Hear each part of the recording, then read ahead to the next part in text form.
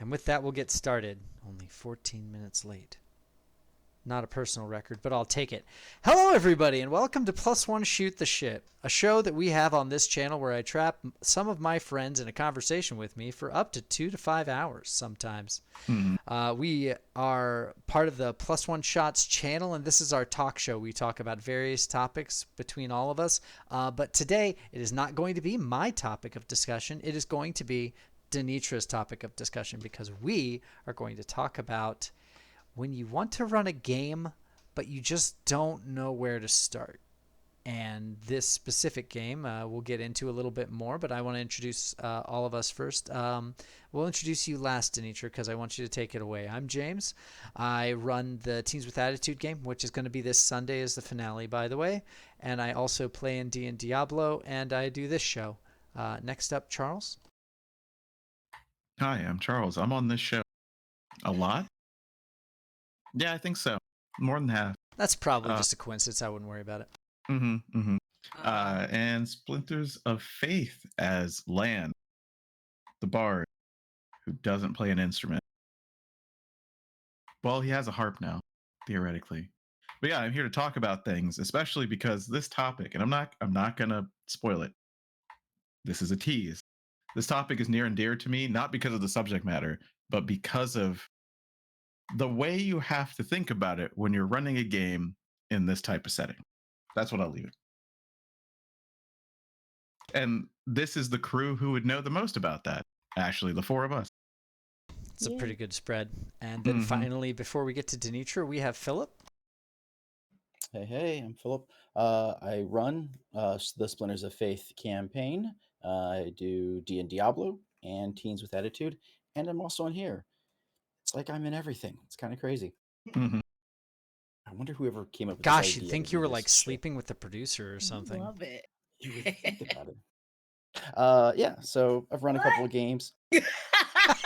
That came through. That would be the producer of most of Plus One Shot. So yeah, I've run a couple different types of games throughout the years. I still think of myself as a novice DM, even though I've been doing it for years. Yeah, probably going on like 10 or 15 years. Anyway, you never think you're good enough, right? Imposter syndrome. Don't let that get to you. You can do it no matter what. People will love it. Yeah, that's really all I have to say about myself. Last but not least, Danitra. Hello, my name is Danitra. I play in James's Teens with Attitude game and Philip's Splinters of Faith game. I do not typically run anything. In fact, as far as running stuff, I have in my entire career of any tabletop anything, I think I have run 2 wobbly one shots with a lot of assistance. And those were probably like 10 years ago. So that's why I was like, you know what? I want to kind of see how I feel about it now as a more elevated adult. That's pretty cool. Now, we kind of pre-discussed this, and I want to. I mean, should we rip the Band-Aid off? Yeah, let's do it. Danitra, what's your campaign setting? So I've always wanted to do a Sonic the Hedgehog anything. So that's what it would be. It would be some sort of Sonic campaign. I don't know what type yet, which is why we're going to talk about different systems. Perhaps we're going to talk about different settings, and I guess we're going to discuss storytelling a little bit of this. You don't know my life. Yeah, maybe. I can't wait to introduce my character, Oxford Charleston Dinastiel. What are they? Oh, no, his initials are OC, do not steal.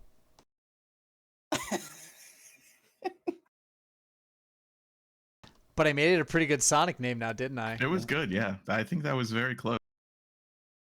Yeah.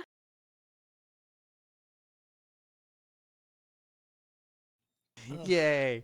We're going to have a few of these. I should have had a I hate you counter. could have told me. I would have put that on the board. Just started ticking it up as we go.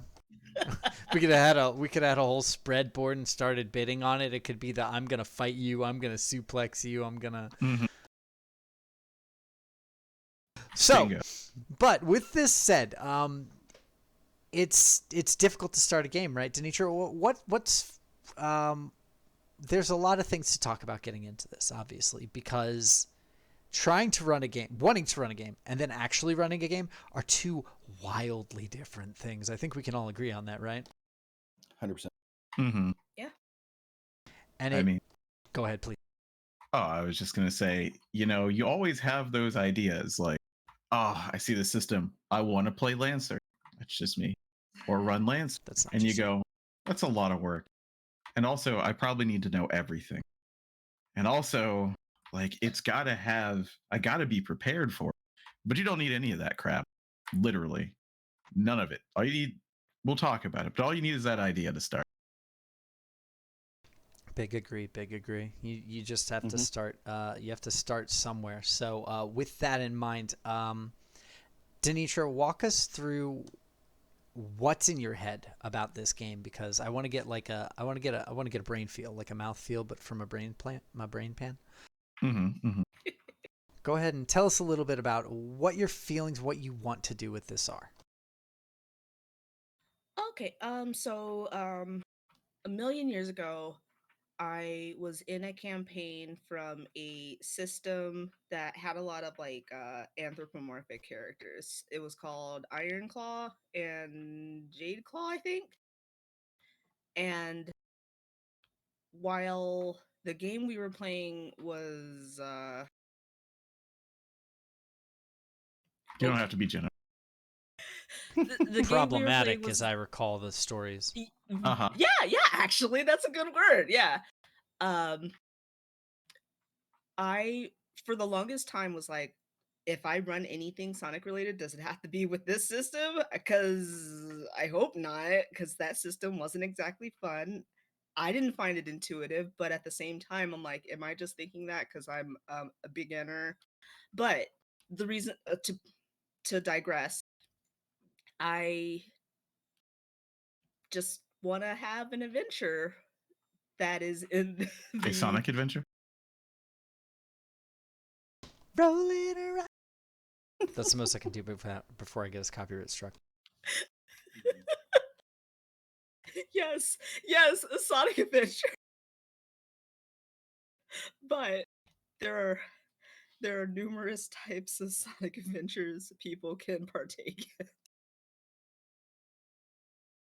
You know what? That is very true. And while I don't want to derail us into a Sonic the Hedgehog discussion, because it can get really deep, especially with this group, really fast. You're being really generous when you say group, so thank you very much. I appreciate that. Hey, I remember the games and the TV show and the TV show and TV show. And the TV show, yeah. And the new game. And the new game and the new movie and the other new movie and And there's going to be a Knuckles show. There was a leak about it apparently. Yeah. I'm excited. So again, it's one of those things where it's very funny, because the thing that we're really talking about here, if I'm not mistaken, is the comic book. That's the world the comic book world you're trying to build is your setting, not. So I'll be honest, I've only seen a few episodes of both of the TV shows, like the one where it was like super badly animated, like it's all flat. I saw a couple episodes of that, and then another one where it had like the whole like village of people. Yeah. So the one you were speaking of before, that show is called The Adventures of Sonic the Hedgehog, and the other one was just called Sonic the Hedgehog, affectionately nicknamed Sad Am from the fan base. Okay. I will, man, I'm gonna derail us just a little bit on this here and there. I was listening to 90s cartoon openers for no reason in the car earlier, and I came across the intro to Sonic the Hedgehog, not The Adventures of Sonic the Hedgehog, Sonic the Hedgehog. And I forgot that they just used DMCA free music and just had weird animations over top of it that constantly had the word Sonic appearing in weird ways. I do remember that. So Mhm. yeah, Call of needless. the Mountain King, if I remember correctly. Dun, dun, dun, dun, dun, dun, dun, dun, dun, dun. Yep, yep. I can whistle that one. Wait, You hold won't get in on. trouble for that. Yes. Uh, please talk amongst yourselves. Danitra, tell us a little bit more. Like, what started this besides just Iron Claw? Is it just your love of the comics? Is it because you want to? There's a particular story you want to tell. Give us a little bit of the why. Yeah, actually, I there was a comic that was published by Archie that ran from like 1990. Don't quote me on this because I purposely decided to not make super detailed notes because I know how They don't matter. so that particular comic run lasted from like the early 90s to I think like 2016 or whatever. And I thought a lot of the stuff, a lot of the, you got 20 years worth of lore. Of course, there are other things you want to do, other adventures that could have happened. And even that, as a little kid who liked that world, I was like, that would be cool to get into. But I always thought, do I have to write? Do I have to make other comics? And I didn't really want to do that. And I wanted it to be like interactive. I was like, why not? And then when that particular comic series ended, another one started with a different publisher, and I also thought that that was pretty cool. And I was like, there's so much Sonic lore. Why not have, you know, a game in those settings? Like, why not? Like, because when people think about Sonic the Hedgehog on a baseline level, like if you only have the knowledge of the earlier games, all you think is, okay, Blue Sonic run fast, beat up fat guy with bad mustache because he stole animals to make them into robots. That's all I knew about it. Yeah. Yeah, So yeah, sell me. What is cool in the comic? Yeah, What happens? that's a good question. Give me like a this is one of those cool moments. You know what I mean? okay. In the Archie comic, the world, or at least the kingdom that most of the stories took place, had already been taken over by Dr. Robotnik slash Eggman. He has already won. The war is won. He is the tyrant. It's not just about, oh, I kidnapped, little birds and made them into robots that walk back and forth. Like, no, he has taken he banished the king into like some sort of a void zone, and Yeah, they have those in he Sonic. yeah. It's just like the Mushroom Kingdom. You go through a pipe. Sounds legit. Yeah. Yeah, and since he's, a tyrant, people are just like, I would like to not live under this tyrannical reign. So I always thought that that story of going against like a bad government was interesting even as a child. I also, because it was prevalent in the 90s, and I mean it still should be now. A lot of us were really into the whole environmental aspect of it. So you have somebody who was destroying the environment, and then you have people who are trying to fight back and fix that. It's just like you can imagine that somebody who is trying to basically turn everything into like cold steel and have just robots everywhere, that can't really be good for the natural environment, right?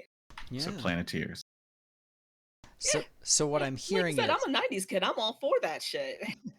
yeah, it is crazy how there was like one truly. Oh gosh, that's so much worse. Sorry. You're fine. I'm also having lighting trouble, so it's just like part of my head keeps disappearing. I turned on another light and everything. Yeah. No, I will say it is funny because it's one of those things where the Adventures of Sonic the Hedgehog got like what, half a season? Oh, I think it got like, I'm just off the top of my head, I think it got like 40, 50 episodes, Okay, so so enough for that's like a season and a half. that's a standard 2-season block, which was what they usually sold animation in, I think, at the time. But with that in mind, it's really funny that for all the Sonic properties, that one was the one that they decided to go with a TV show for, because it was what is this show about? It has Sonic the Hedgehog in it, and I think someone just went, that'll sell. Sega's cool, go. And then they probably came back later and was like, what's this cyberpunk dystopian future that I just watched? And it's like, That I well, this bought. is Sonic the Hedgehog. It's like, I feel like you made this up. No, there's a whole comic series. I feel like you made this up. It's really funny about that too, because yeah, you do have those two very different shows that were literally on Not during only on the era same on the channel. same channel. Mm-hmm. Although I think for us it was like UPN had Sonic, The Adventures. and was it UPN had the Adventures? I thought that was Eh, ABC. No, no. Oh, sorry. I'm sorry. USA had Adventures. Okay.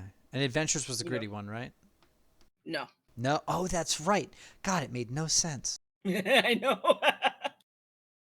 Yeah, the USA Cartoon Express that had the Yeah. Adventures of Sonic the Hedgehog, if I remember correctly. Okay. Yeah. But But yeah, like if I wanted to, or I want to run something and I want it to be more in line with, the show, the serious show that Mm-hmm.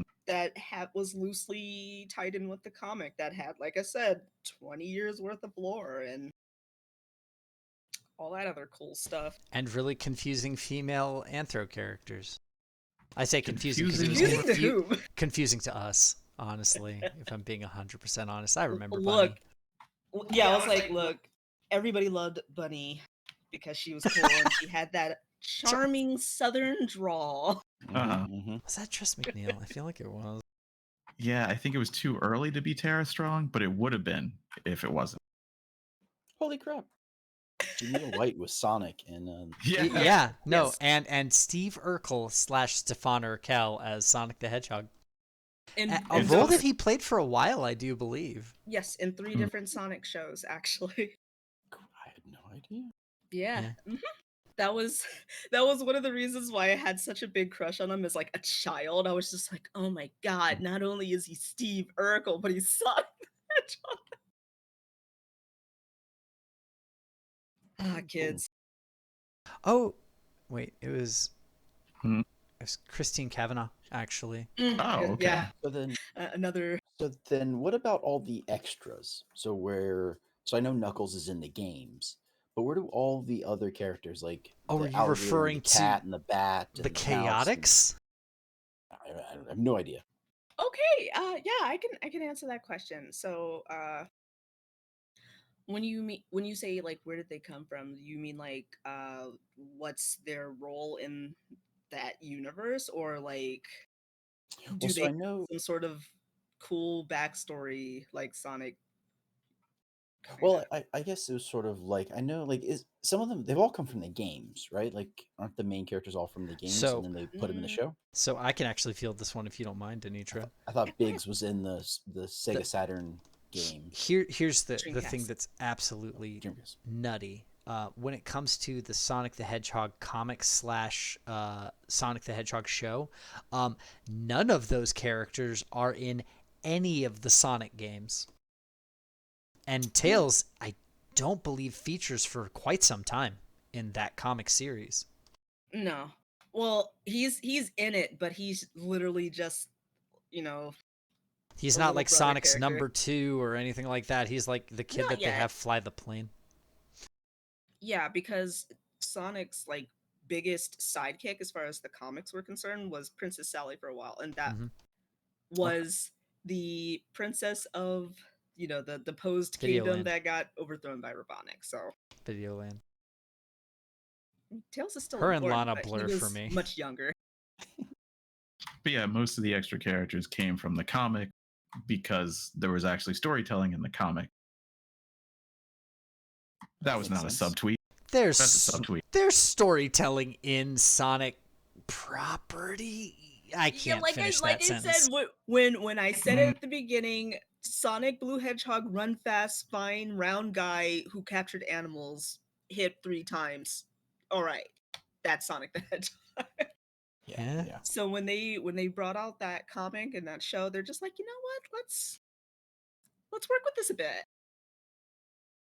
And thank goodness. But so we've got a little bit of lore drop. And that's good because that gives us some context moving forward. What you are trying to do is you're trying to run essentially a freedom fighter style game. Yeah. It Or at could. least that's a potential. Okay. There's a lot of different systems that actually speak to that directly. Most of them are cyberpunk systems. Mhm. That's what I was afraid of. Well, isn't cyberpunk fairly prevalent in the series? Like, doesn't was Anton, doesn't he have a fake robotic arm or something like that? Am I thinking of the wrong person? Well, it's a long story. Uh-huh. It's It's a lot of comics. It's been going on for how many years? 20? it was going on for 20 till it ended. But no, Anton didn't have any, or is it Antoine? I Anyways, think he it was didn't have. Antoine. Yeah, he didn't have. Had to be French. Like later on in the comics, he does get like maimed pretty badly, but I don't think he had any like robotic enhancements. Bunny had like a robotic arm and robotic legs due to a Oh, okay. she was half roboticized, which in the context of the universe, Robotnik had things where he could take flesh and bone and turn it into circuits and metal, Okay. and Okay. and it scrubs Like a your free juicer. will. It went close, and when it opens, you're a robot. Mhm. Yep. So in the game, you always like freed like tiny little like birds and penguins and squirrels. Uh-huh. Yeah. But Sonic was so much bigger. Whenever you would defeat one of the enemies, in fact, a tiny little animal would hop out, and that was you freeing them, and they had been like tied into those machines. And that is the very flimsy premise that they used in order to construct this dystopian robo future where Robotnik had turned everyone into his army of slave robots. Makes sense. But so in the comics, it was actually like full size. It was like full-on pseudo body horror. Yes. Okay. Yeah. Okay. Cool. Yeah. So that was interesting. Interesting. It's They like had the me machine there from now. The Fly. Yeah, this was a comic for children. Yeah. Good to know. Good to know. Which is why it was so cool. I was just completely I was like, oh my god, the implications or whatever I was thinking at like 7. Meanwhile, so- parents didn't know any better. It has Not Sonic at on all. it. What does he do? Run a loop? Yeah. Yeah, that's it. I mean, it So, wasn't yeah. like that from jump, but it did certainly grow into that fairly quickly after they went away from the for lack of a better term, Sunday comic style humor. Yeah. So then, do you think you'd want to play into that aspect of the body horror with maybe some cybernetics, loss of free will type ideas, or is that a I little too deep into the weeds for the story you're thinking? That's a great No. thing to segue into. You told me, Danitra, that you have a list of wants and a list of don't wants that you have for this Ooh. game. Yeah, pretty much because I had the options. So like Philip, yeah, this setting that we're talking about could be a darker game, and we all know how sensitive I am. So I had an option where I'm just like, okay, well, I can run something like that, but I do also have softer stories and softer scenarios from different media from the same franchise. Okay. But yeah, I would be willing to explore like the darker aspects, especially if I decide to run a game where it's like you're trying to get something from like Robotnik's lair or somebody, you know, like save your friend before they're roboticized. Can you? Yeah. Yeah, that sounds like pretty Sonic cool. did for Sally, going on 512 times. So what are those wants and don't wants? Yeah. Uh, well, I guess I was really just concerned that nobody would want to play at all, which was one of the reasons why I didn't want to bring it up. But with No, I mean about the game. I was getting to that.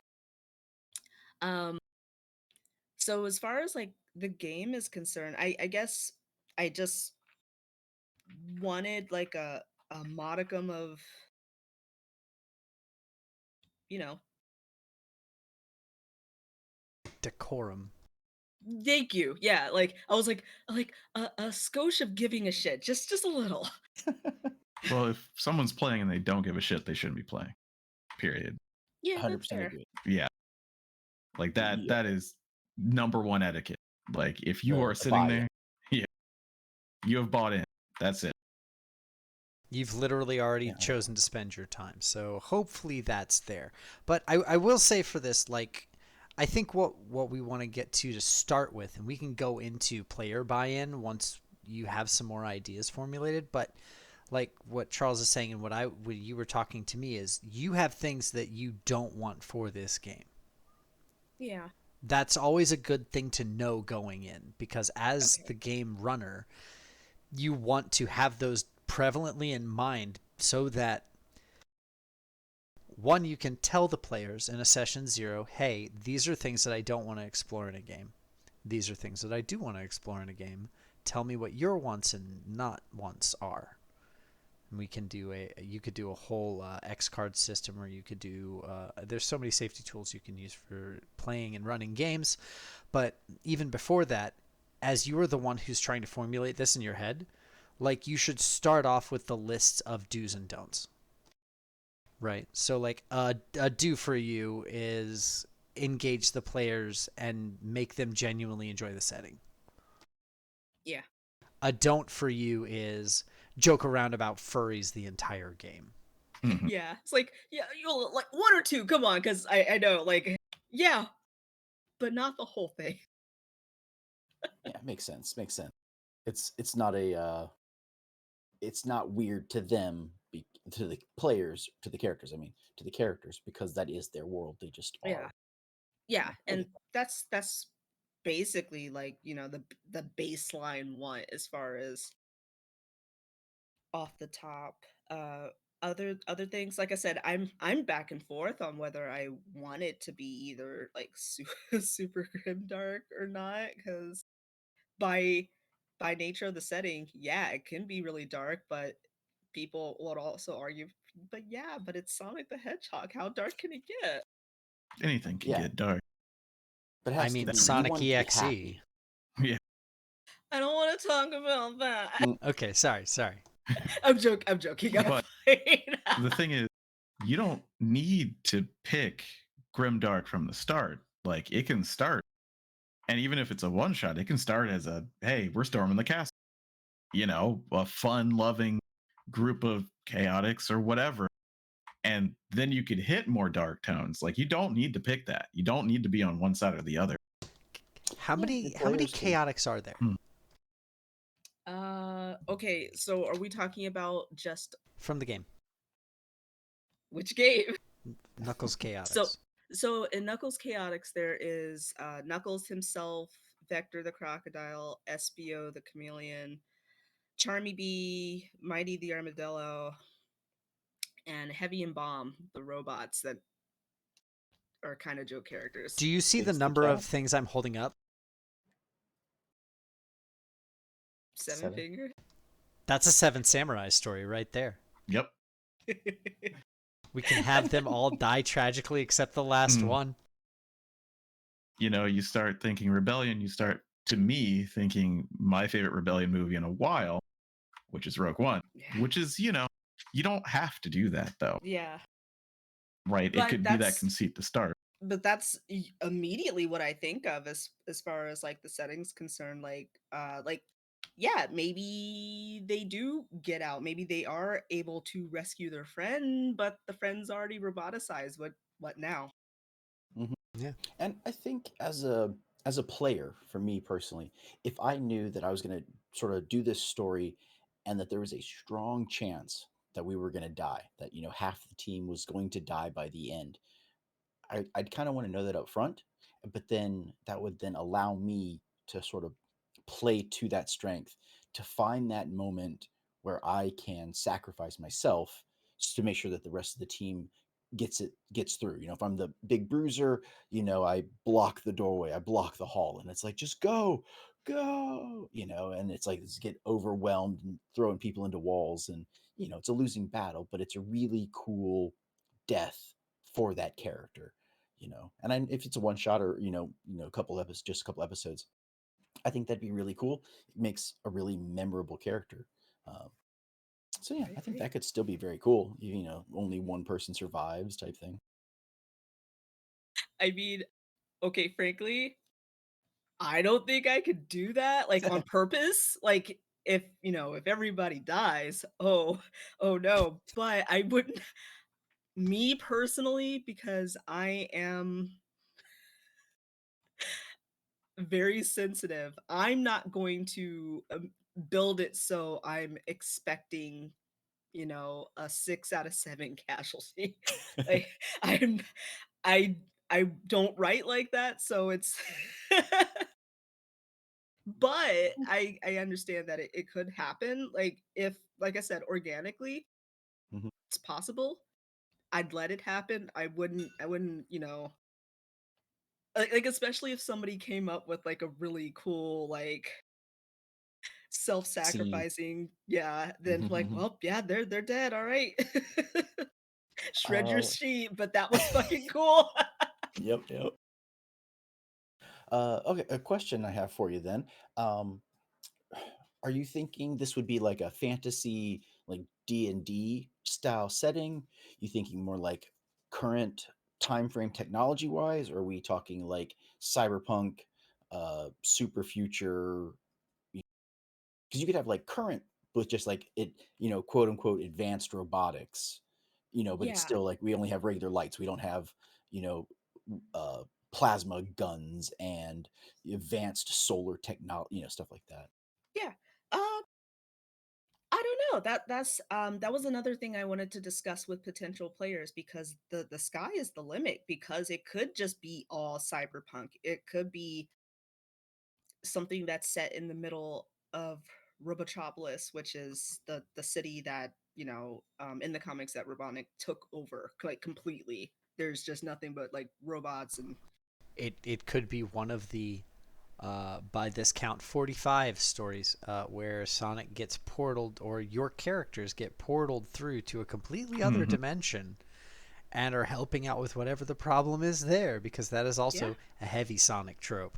Yep. Yeah. There's Oh, okay. zones. Yeah, different Yeah. zone like that's happened in not only the comics but the games too. Like Sonic and the Secret Rings, he got zooped into a storybook, I guess, and helped out a genie. Sonic 06, one of the most beloved retellings. So he Mhm. was ported into a Critically acclaimed. pseudo human future. Yeah, critically acclaimed. Now I'll show you. Mhm. Uh, Okay. but that brings up, you say, okay, there's rebellion, but you don't want to go too hard. But when you think of Sonic, you think of those zones, you could do exploration. You could be a group of, freedom fighters who are going to do whatever out in the cosmos, you know what I mean? Or explorers who have been cut off since the You city could play and the monarchy is gone. sliders with a Sonic You twist. could You could. Yeah, trying to get back home. like somebody lost so the movies, actually, the newer movies that have just recently Hmm. come out, like there are portal rings, like Yep. warp rings is the Hmm. technical term. Okay. So yeah, like it could be a rescue mission. It's just like there could be a story from the character's childhood where like, yeah, and this person disappeared into a ring, and then somebody, an adventurer later, is just like, that sounds like bullshit, but I want to see, and then they happen upon that particular portal, and they can be zooped back into like a old world that where magic is more prevalent. It's really It could be a lot of things. And also, the rings, the Chaos Emeralds themselves are magic, technically. Mm. So, That was going to be my next question. Is there magic or is it yeah, quote unquote technology that you would it's want? mostly technology. But if you, like I said, technically, those rings, the Chaos Emerald, that's magic. Like, in They're, all of they're it, kind it's of like magic. stores of magical energy, Yeah. basically. And then Mm. you can use technology to get the magic out, or you could use magic. Yeah. So this is one of the things we're getting into the what you want in your setting. Mm-hmm. It seems like pretty Yeah. hard here. Which with that comes I know that you had the question of what system you wanted to run in. Mm-hmm.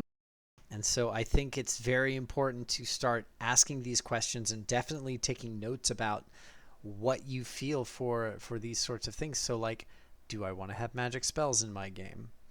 Do I, and I mean, it's very easy, especially for someone like you, Danitra, with Sonic to find a precedent for just about anything because Sonic has existed a lot and has not really allowed itself to be hindered by just one genre in any way, shape, or form, down Yeah. to Shadow with a gun. So I mean, Mm-hmm. like there's a lot to pull from. Yeah. Yeah. Yeah. But I think for a story, you may have to narrow a focus You will, when it comes especially to with, Definitely. the typing. yeah. And But yeah, Completely and definitely. that also brings up the question, what you want to ask yourself before you have the system is, how much are you planning to run? What amount of So, planning do you want to do for this? so when I first brainstormed this idea, it was originally supposed to just be a one shot, but I know that it would never just be a one shot. Like, if anything, we just uh lost cams. Sorry, I got him back. Okay. if anything, it would be a maximum 5 shot. That's it. Like, I don't want a long running game, and that five parts is me being generous. When you Okay. say Like, 5 parts, do you mean five like 5 acts five or sessions. 5 sessions? Okay. Yeah. Yeah, because like I said, I don't want a long running thing because right now I don't think I have the wherewithal for anything like that. Especially, being a beginner. Oh, totally I understandable. Yeah. Yeah, just want to play around, just want to see something. Like, it would be one arc, maximum 5 sessions. So with this, what I would first recommend is do what the show did in the first place, what any show does in the first place. What you want to do, and what I did with our Teens with Attitude, literally by labeling it, you want to have a pilot. You want to have a fully encapsulated presentation that you can set up, that is a story that has a start, a middle, and an end, that is succinct and has the availability to go further. I would always say, if you, especially as a DM tip for anybody who is newer to trying to make games, plan your smallest chunk. Always bite off as a reasonable amount to start. Do not just say, I'm going to make a campaign and it's going to be 50 sessions and we're going to go over this giant arc of story. And it's like, you you don't even quite know what you're doing yet, especially with a system that you're not familiar with. Plan to have a session where everybody gets to screw around with the system but also has kind of a goal in mind. Let that be your start. Mm-hmm. So, like, introductory, I always wanted, so like, if we did any sort of like session 0, I wanted to have just like a uh talk sesh where people have their characters talk about where they came from, That makes sense. Yeah. and then I can work from there. Like, even if somebody doesn't know too much, the by the nature of the settings and the backgrounds, you could literally say, "Oh yeah, well, my character is an accountant, but they don't like what's going on in the world, so they've decided to, you know, take up Yeah. arms and fight." You know, rebellion. Interesting. Yeah. Interesting. When I was starting my Splinters of Faith, I did that episode 0, or I don't think we recorded it, but I think I just got everybody together and be like, hey, this is the idea. It's a dungeon crawl. Is everybody Yeah. okay with we're running through dungeons constantly? We'll see some of the world. It's underground. And ask questions. It's like, what do people think about PvP? Or what about this? Or what about that? And so I tried to make sure I knew enough about each other's not topics, but likes and dislikes, so that I didn't accidentally be like, and your character just lost a limb. Mhm. And I was like, I'm scared of that, like real life, like that. No, or whatever. So also great for Is that for session 0. me? Is that for me because I'm so sensitive? I don't remember. I just kind of remember stuff. It was like, let's not. If people get wounded, it's like, oh, maybe you're bleeding, but there's not like your arm's been crushed by this giant maul. I try to leave super descriptive stuff out. Just like when the barbarian smashes someone in half, it's like you've cleaved them in two. I don't be like, and they're gushing with and go super like descriptive or Mhm. anything. Yeah, it was for me. It So, was. but still, it's great to do that for people, and so people know what they're getting into and everything. That's another thing also to consider, especially, is the audience that you have for your game, your players. You want to, if you have players in mind, you should definitely cater heavily to them, or at least try to, because Mhm. you obviously want your players to have fun and continue to enjoy playing the game. So if you do have like set players in mind for this, I assume the 3 of us are on the list. Or at least a No, short you list. get- Charles is shaking his head like, nah, peace. I ain't gonna be down for that. No, I'm ready. I'm ready. Yeah. Aw, thank you guys. But I mean, like, a thing is definitely like, with our group especially, we have a lot of players that are available to us, so you can definitely just put out a post that's like, hey, who wants to play, and then work from there. But if you have specific ideas in mind, and and I'm trying to generalize this as something that anybody can use, is if you already have a player group and you know what the players in that group like there are a bunch of, I have a every week group that plays on Monday nights online, and we swap games constantly, but we're all the same players. And so it's one of those things where it's like, well, I know this person usually likes to play the heavy. This person usually likes to be whatever meticulous, well thought out and broken build that they can find in a system, and that's what they go for and that's what they enjoy. But this person's mostly here for the character social interactions. What do you do if the GM is just there for the character interactions? Well, and that let's get into that. Danitra, what do you want this game to look like? Because you have to have a vision.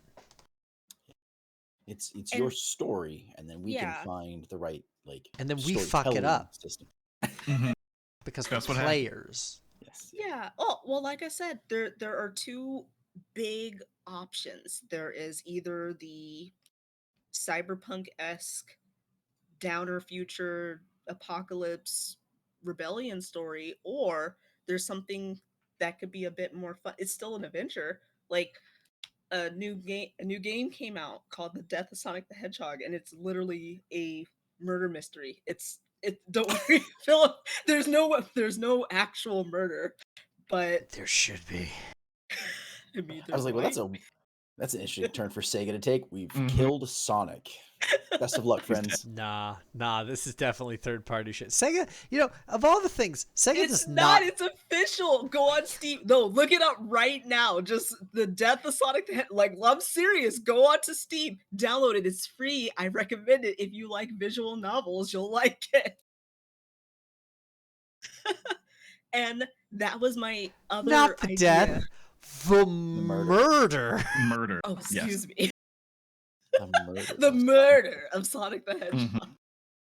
Jeez, He's gone. your reaction. I love that. I'm watching the trailer now. We have a bold new So direction for the future. He's dead.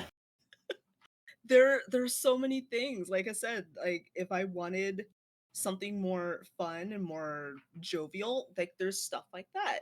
There's and in that world, yeah, Eggman still exists, but he is not the same villain slash person that is Fuck did affecting. I just watch?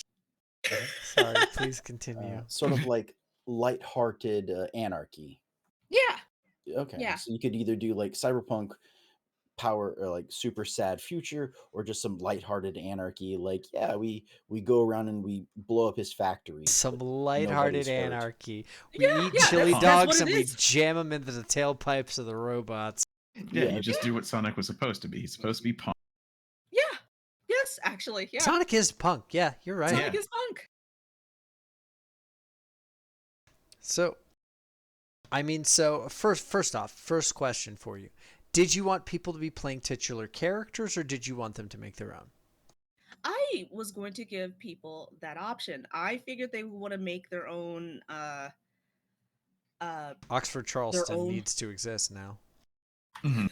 I figured Never. people would want to make their own characters, but I was going to, like, if you wanted to play a real life legacy character, I would allow that depending on who you picked. But if I had an if you guys, I'm saying you guys as generally, like if you guys just wanted to do or play the OG freedom fighters, I could do that too because they're cool characters, and since they already exist, it would be easier for me to help the players figure out what they want to do with said characters. Mm-hmm. Does that make sense? Yeah. Yeah. I- Would you? So since I don't know much about the characters, like I know Sonic rolls into a ball, hits things, right? I know Mhm. Tails can fly. Mhm. Knuckles, super He strong, punches. I guess. Yeah, Yeah. yeah, yeah, So, modern they made him into the strong guy, yeah. so He- would you think that like there, would you say that the species are like a race? Would you want it to be like, oh yeah, if you play a thing, you get a special power? Or would you think that that's more just like I can be Sonic and be strong? I could be a echidna and fly. I can be the bat thing and punch really strong. Whatever that white bat was. Oh, Rouge. That's Rouge. Gotcha. And yes and no. Like I wouldn't want it to be like racial aspects because like Knuckles, for instance, in the comic lore, He has he's Guardian strong. Force. Yeah, like he's strong. He's super strong and can fly because he has the power of being the protector of the floating island and having like Oh, chaos energy like within him. He oh, So okay. not basically every he gets magical steward powers to protect the Mm. Chaos Emeralds. yeah. Oh, okay. Gotcha. Yeah, so it's I wouldn't say that you can only do this because of that. Not unless you do pick a bat character. Yes, you can fly, but regular foxes can't fly. Okay. Tails can only fly because he lives in the Sonic universe and has two tails. I was gonna say because he have two tail. That's Mhm. why he fly. Because they spin around each other. Ignore the fact that there's not a rotating axis on a fox. They would just Well, get twisted up. Yeah. Yeah, yeah. yeah. They would break and He's fall smart off, enough and to he fly. would cry. Yes, he's smart enough to fly. Yeah, doesn't he more So often fly with like a gyrocopter or something than he does with He his own has an tails? airplane. So fair, to be okay. fair, that's Sonic's plane. Tails just flies it. Does Sonic know how to fly his plane? He might. I hope so. I mean, why would you buy a plane if you can't fly it? That seems like a real Sonic move, I'm gonna be honest. Sure. It's fine. I mean, and also they look Sonic. I'm pretty sure he can fly it. I mean, he could drive a car, right? I don't know, can he? Yes, Yeah, in the according movie. to lore, he can. According to the newest movie, he can poorly, but according to the lore of the comics, he's actually decent at driving. He's good at doing anything that requires going fast. It's kind of his No. power. He would prefer to run fast. Yes. But everybody else can't run Why have a Yeah, car like- when you can run faster? Yeah, exactly. because all of his dumb, slow friends get caught. Mhm. Yeah. But so let's get back into trying to get you. How can I get you into? And I slap the side of a game table with a DM screen. So you have some. No, I'm not going to call them blockers. Freaking Agile. You have some things that are in your way of being able to do this. What is the thing that stops you from actually prepping this game the most? Would you say? Just knowing where to You want the start. real answer? Okay. Yeah. But besides, this brain Yeah. cells. Besides, Scared? Because you obviously know there's nothing I can do about brain sets. yeah. I don't know. I guess I'm just always afraid of people making fun. That's it. I mean, I guess that's a real that's fear. Like yeah. I That's okay. definitely when I was gonna run something for the channel, I was like, oh, I have an idea. Like I personally have an idea that I've started to write. It's like I have it based off certain things, and I was like, yeah, I could really flush that out. I could do these things, and then it was like, but people might not like that story. I do have this pre-made that's like really long and it's all really flushed out. Maybe I'll do the pre-made, and I backed out of my own personal story for D&D in favor of this pre-made dungeon crawler. So like I definitely get that feeling of like, nah, what if people don't like it? Like what if I waste their time? What Yeah. if they're sitting with me going like, well, I'm his friend. I don't want to walk away from him. Yeah. Yeah, so I get that. But I don't know. Words of advice that I wish I had listened in my own self would be trust in yourself and trust in your friends. They'll tell you, "Hey, this is missing something. Can we maybe tweak it this way?" Or, "Hey, I don't like this story or I don't like what I made. Can I change a little something for this?" And listen to that response and I think it would make the game even better for the players. Yeah. Definitely don't try it. I know it's a huge hurdle, especially for me. Just have to, know that it'll work out. It will. It really will. Yeah. When I think about running on this channel, yeah, that definitely could be like daunting. It's like, okay, and then some amount of people are going to see it on the internet, but who cares? Like, I don't even think about that at any point, because I don't think you can, right? Like, sure, you want to be entertaining or you want to be engaging, but that's your goal anyway as a DM. So like, Mhm. audience or no audience, you always were going to have an audience, um I don't know, I wouldn't think about anyone who's not in the game, and the people who are in the game, they're going to respect it. And earlier I said we are the four most qualified on this channel to do this, and the reason I say that is because we played a heavily themed game for more than 2 years, I think. Right. Oh Based my on this is why God. I wanted to say this, based on something that people would say, oh, that's silly, why would you play that, which was the anime Naruto. Now you tell me, was that silly? Was that game No, embarrassing? we were all No, so it No. was. cool. Yeah, Right. we were We were. so cool, and it was so much fun. Right. So who cares, right? The system was garbage, though. It was so Oh horrible. my god. It was a great try, but no, it didn't work. Our ability. I'm not going to talk about that game right now. The balancing But was not balanced. yeah, Yeah. balance was not It was balanced, not. but No, it wasn't. that subject matter that most people would go, oh yeah, whatever, I know what that's going to be like. They didn't.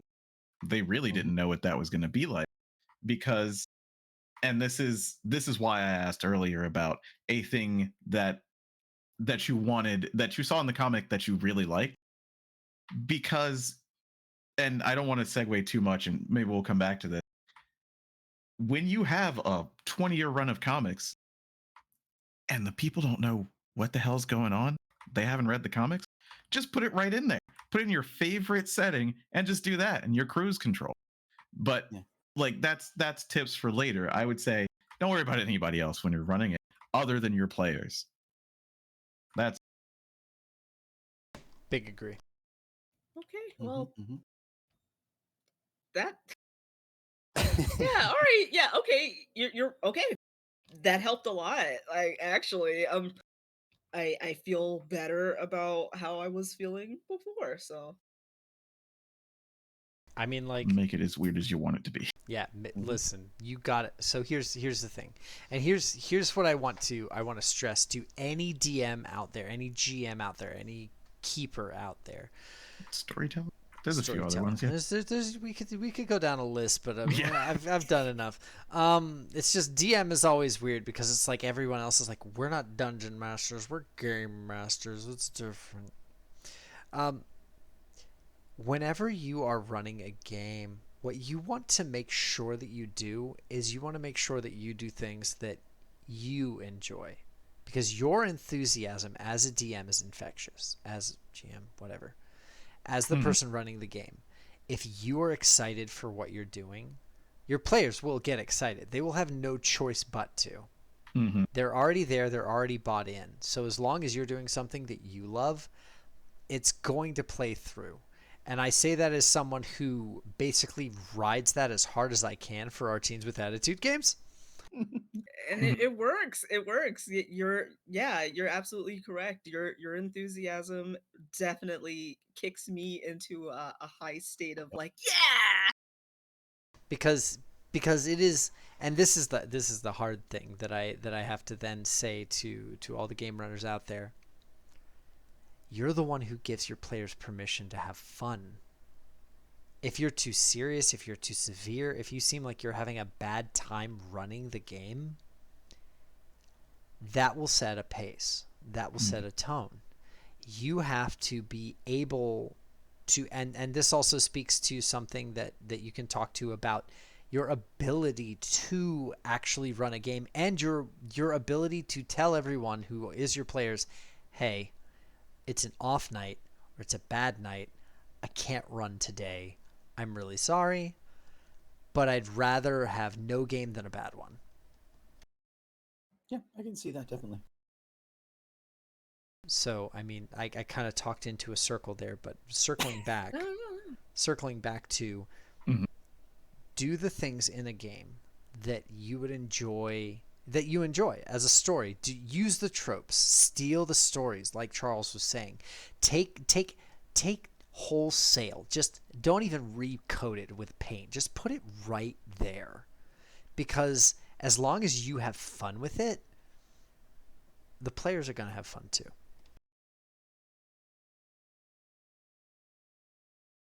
Yeah, I I love that I agree see you taking 100%. notes, by the way. Yeah, I agree with that 100%. It's all a lot of it comes from the storyteller. It allows the other players to sort of know the theme and to know where to go, I think. And if you set them in, if you set all of the conditions to win correctly enough, the players will run away with it, and that gives you a chance to rest. Mhm. Yeah. Never do I have more fun than when one of you goes, I'm going to engage with this other player, and I go, great, I'm going to check my notes real quick and be real quiet for a second. What the hell was I going to do in this episode again? All right. I think I got it. As far as like those misgivings that I was having. Um but now I guess just the a quick segue out of the three of you three, tell me which is more interesting. The funny, not funny, but the more Dystopian cyber lighthearted. future. Yeah, like is that your choice? All right, what about you two? Which of those two that have been presented seems more interesting You more fun to already know. play? You I already don't know. Charles know. just said Rogue One, motherfucker. We Yeah. know. I don't know. For me, I think I think both of them could be really fun. A lot of it depends on the story, on like what kind of a story Mm. we're going for. I think sort of a dark cyberpunk could be a lot of fun. I think the lighthearted anarchy would be sort of like easier and like, oh, we're gonna do this thing, and like very like I see that as a very rules light system, similar to maybe like Teens with Attitude or Mhm. something like that. The Powered by the Apocalypse. I mean, Yeah, you're just where doing awesome shit to make trouble.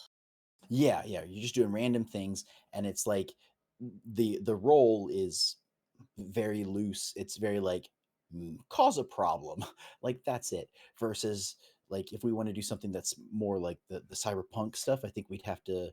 I see it as a deeper system like Shadowrun or D&D, Don't run where a you have cyberpunk game system. You can have a cyberpunk game, but I would say Danitra, just from No, knowing no, you no. I personally. already know Okay. that's a hard no. I Yeah. look Don't as run I Shadowrun. appreciate Mhm. I appreciate it, but I am not running Shadowrun. I am not running Shadowrun has Cyberpunk. great lore. I but know you it has could great lore. I like I said, respect, but I'm not I'm not running those. Those are but hard no's. but you could do like scrap the lore of Shadowrun, scrap the techno, internet world of it, and just stick to the like humans in a future city. They're shamans. I think they has the shaman class, which is still like a mystic Yeah. based magic. But then you also have like the hacker or techno.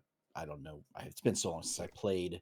Um, so you could still like scrap, half the content and stick with certain things, but you'd have the combat aspect would be there, the stats. So I think you'd need something that's if we go with the super cyberpunk idea, we'd have to go something a little bit harder on a rule set for combat, for destruction, for survival.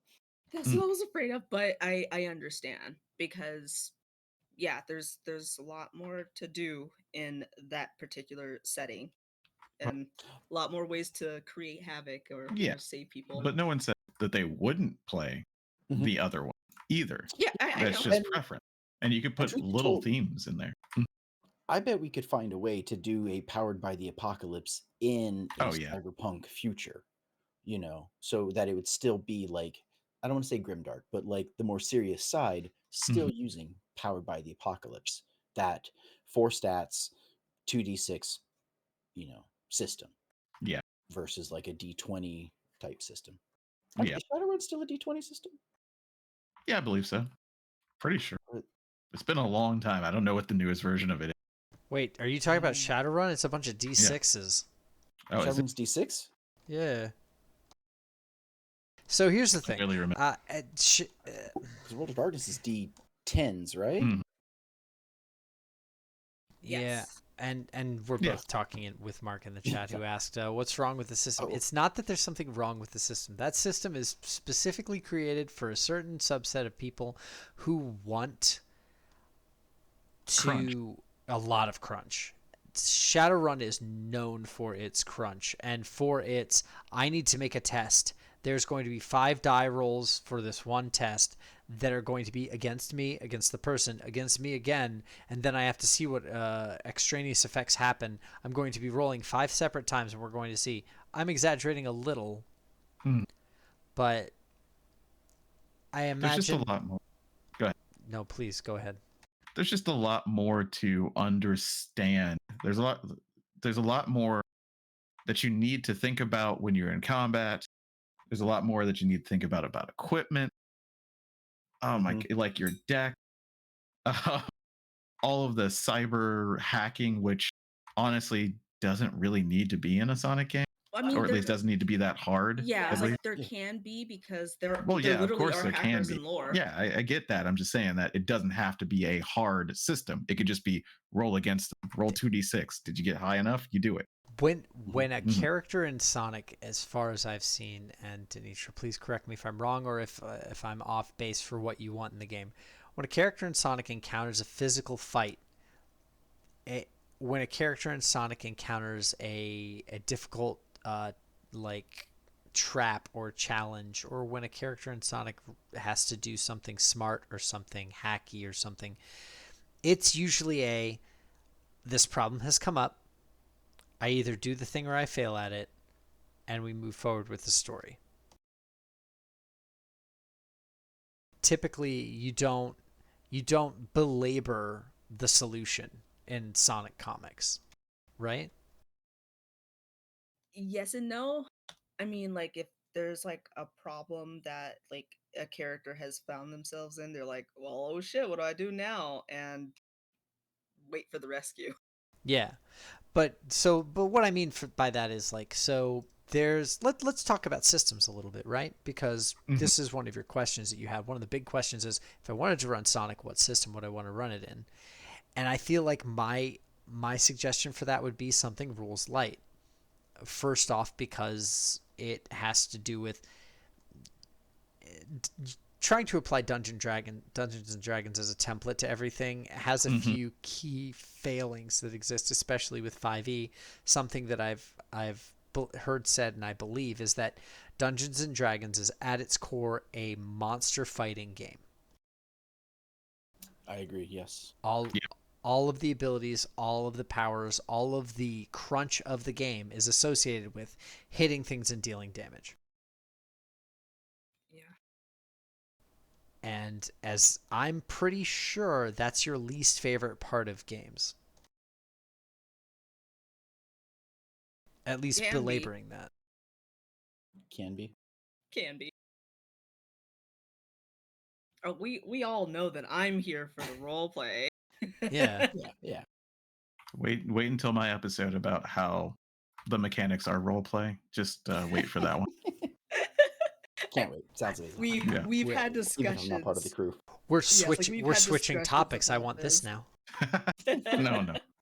No, I mean, I definitely agree. It should be rules light, not only because that makes it easier, but because I mean, that then allows you, the DM, to take your brain power away from that and put it on to what you said you want, which is more of the story, um, and more of getting the setting across, showing that Sonic can be serious. And if you were still doing a funny thing, it's still a serious thing. You know, you're not just loller skating around. I'm going to keep saying that because nobody says it anymore. I'm going to keep saying It's a good word. Like, yeah. you get So, what. you know, it's and another good word, a great Scrabble word that I'm just lifting from Matt Colville is verisimilitude, or belief Yes. that the system is at least somewhat real. You know, like you can't just, I'm Sonic, I'm gonna go eat a chili dog. There's a mission. I'm gonna go eat a chili dog. That's what you don't want, right? Yeah, that's 100% what I don't want. Right. And you know, like the idea a lot of people have of rules light is, oh well, then that means there's no rules. No, that's not true. It just it means that it's rules light in a way that it isn't the main focus. You know, like even during combat, the rules for combat, the tactical stuff is not the main focus. Is playing your character is the main focus. Once again, I'm going to make that episode about how they're both the same and we're all wrong, but that's okay. All these episodes, I love the sound of them. Well, that's the same. Verisimilitude between system and effect. Yeah. I have a question. When Danitra, when you think of these, when you think of the story, when you think of the characters, do you think of them as fitting into an archetype? Like, is someone a fighter? Is Oh, someone definitely. a mage? Is someone a rogue? Like, Yeah. and not necessarily the D&D term of a rogue, but Yeah. does someone fall into that category? They have skills and abilities that only go towards that, or do you think of them as like Sonic is a charismatic guy, but he's also super dexterous and he can talk his way out of a situation, and he's also like super dodgy and is a good fighter. So he's not any particular thing. He sort of can be anything. um he can pick and choose, like if a person was going to play a character. I guess I sort of mixed my metaphors there, but Yeah. Yeah. I hold on. Let me untangle that a little. do you see them So, as individual like archetypes, or is it just a person that is picking individual traits from a buffet of things. That depends on the character, and it depends on the writing, because like, so you say Sonic's charismatic and he's dodgy, right? So y- he's a speedster and he's a Mhm. quipper.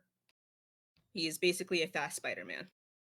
It's Yes. it's it's very funny because as far as systems go, his existence would most easily be set in Mutants and Masterminds. Yeah, most likely. That's sort of what I was thinking. Like Mutants and Masterminds, I think Besom, Big Eye Small Mhm. Mouths, Yeah, I is was thinking also about Besom as well, because that was what I did my one shot 15 years ago with. very nice. They had a new edition they came out with. Yeah, Yep. I own it. did we If have you a want to book? see it, Yeah, it's in my living room too. Good, good. Yeah, I all kickstarted these that. books. But Yep. but what I would also say is, and just as a sales pitch from me, the interesting thing about the Sonic comics is that in any other Sonic media, his super speed is the cure-all. Sonic wins by going fast, 100% of the time. If he doesn't win by going fast, he goes faster, and then he wins. In I in can't argue that. gotta go This fast. is the Flash. DC's the Flash. Yeah, Same way, right? he's Really? a speedster, and so that is his one tool in his kit. Besides, he has speed and heart; those are his two things. And I guess Smarm is a close third. Hmm. But the funny thing about that in the comics is that rarely in the comics is something resolved just by Sonic going fast. Correct, because since there's an ensemble cast, there's more for other people to do. He can Like, get I'm the going to other use an person there. example. I'm sorry, go ahead, Phil. Like he gets another person there quickly, and they can do something. Yes, like for an example, this is going to sound really silly, but Sonic was able to move so fast, so quickly, that he was able to manipulate molecules so he could pass through something. But then that incapacitated him for the rest of the encounter that they were trying to deal with. So the rest of the team had to take care of the threat. It's like, Oh, what do okay. you mean that sounds silly? That's like X-Men. That's like Flash. That's That's like literally all of that. Flash. Literally. I know. Look, I'm sorry. I am very sensitive about all of this because people have been picking on me for it We're all nerds for here. decades. But these things, like, so it's fun because this is the best place to have an ensemble game in a Sonic setting, because the thing that you were saying, Philip, where it's like, and he's a good fighter. Sonic is not a good fighter at the start, and in fact is Oh, okay. probably one of the worst fighters. He just relies on his speed. Bunny is Yeah. the best fighter. Sally is a close She's the king. second. And Yeah, because she has training. Sally has martial arts training, and Bunny knows Bunny Bun was the Fu, I powerhouse. believe. Bun Fu. I think Okay. that's actually a thing in the lore. She knows Hey, a it kung started in fu the early specially 90s, to you know? rabbits. Yeah, yeah. I'm not gonna argue with you because Look, there's kung fu specifically for Jedi too. So I'm just Yeah, saying, it's not weird. but Yeah. but like Sally's the all-rounder, Bunny's the heavy. The strategist is actually Antoine, which is hilarious. Yeah, Okay. because once again, He's the he's smart had guy. military training. Okay. It doesn't come up much, but when it does, it's funny to see because you're like, I thought you were the comic relief. He's like, well, usually yes, but I am also pretty smart. I come from a property from the 90s, so I'm French, therefore the coward. Le runaway. But so while Sonic himself is set perfectly in a Mutants and Mastermind setting, every other character in the series, and especially in the comics, doesn't really necessarily conform to that. And that's why I think that when you were like, what system would you think we should play this in? My brain immediately went, oh, we're talking comics? That's hard to choose. Yeah. I agree. Yeah, that's why I completely, yeah. So when we played Naruto, I was like, okay, that was based heavily off of D20 Modern, right? Mhm. Yep. Yeah. Which has And I'm been like, remade as Everyday Heroes. yeah, and I'm just like, I can't. I mean, I could, but that seems a little complicated. There's got to be other systems that I could piggyback off of. So, Well, the Everyday Heroes is their new, so a new company grabbed a bunch of the D20 Modern writers and creators, brought them over, created the new system. And it's the same thing. It's based on stats. So you have like three different strength types of heroes, three different dex types of heroes. It's also only 10 levels. They've crunched everything down to be 10 levels worth of leveling instead of 20. But okay. yeah, it's still the D20. You know, you still have your attacks and damage as you would in Dungeons and Dragons. And since it's modern, there isn't any magic systems in it, but there is like guns, computers, cars. So just as you know, it's a slightly heavier rule set than maybe like Powered by the Apocalypse would be, but a little bit smaller, a little bit lighter than actual D&D. Okay. Oh, yeah, like, guns, cars, computers. Yes, perfect, but I do, since there is like a underlying magic aspect, I do also want access to that, Okay. whether it be for MacGuffins or, part of Mm-hmm. the goal. But I don't. Uh, But do you want players to have magic? Or is it something that some people can do? I think it would have to be something that some people can do because I mean, technically, like if we're gonna use the lore from the comics or even the show, if you got a hold of a ring, you're boosted for the nonce, but only one or two rings come up every however long, right? But that's just one spot. You could mm. access, So you don't see anybody like being able to cast Cure or Lightning Bolt Yeah. or Speak with Dead. You don't no, nothing like that. Just no. Not unless you oh, are I found this literally thing. a mystic, you are some group's chief somewhere that Which you does shouldn't have. exist quite a bit in Sonic lore.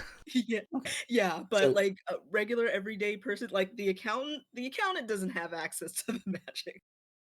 but theoretically, the group could come across a Chaos Gem in your story, or come across a Power Ring in the story, and one Yes. person gets a boost. So okay, Yeah.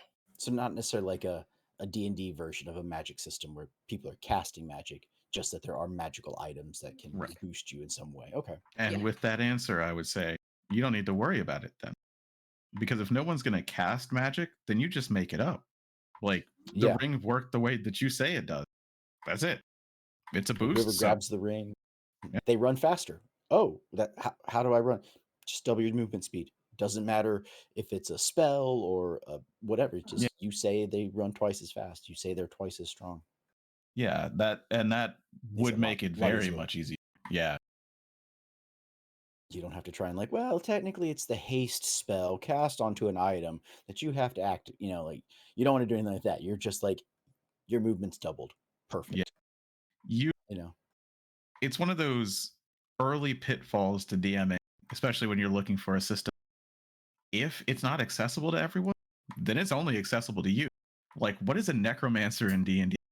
A necromancer in D&D is not a necromancer that the DM uses. It is not.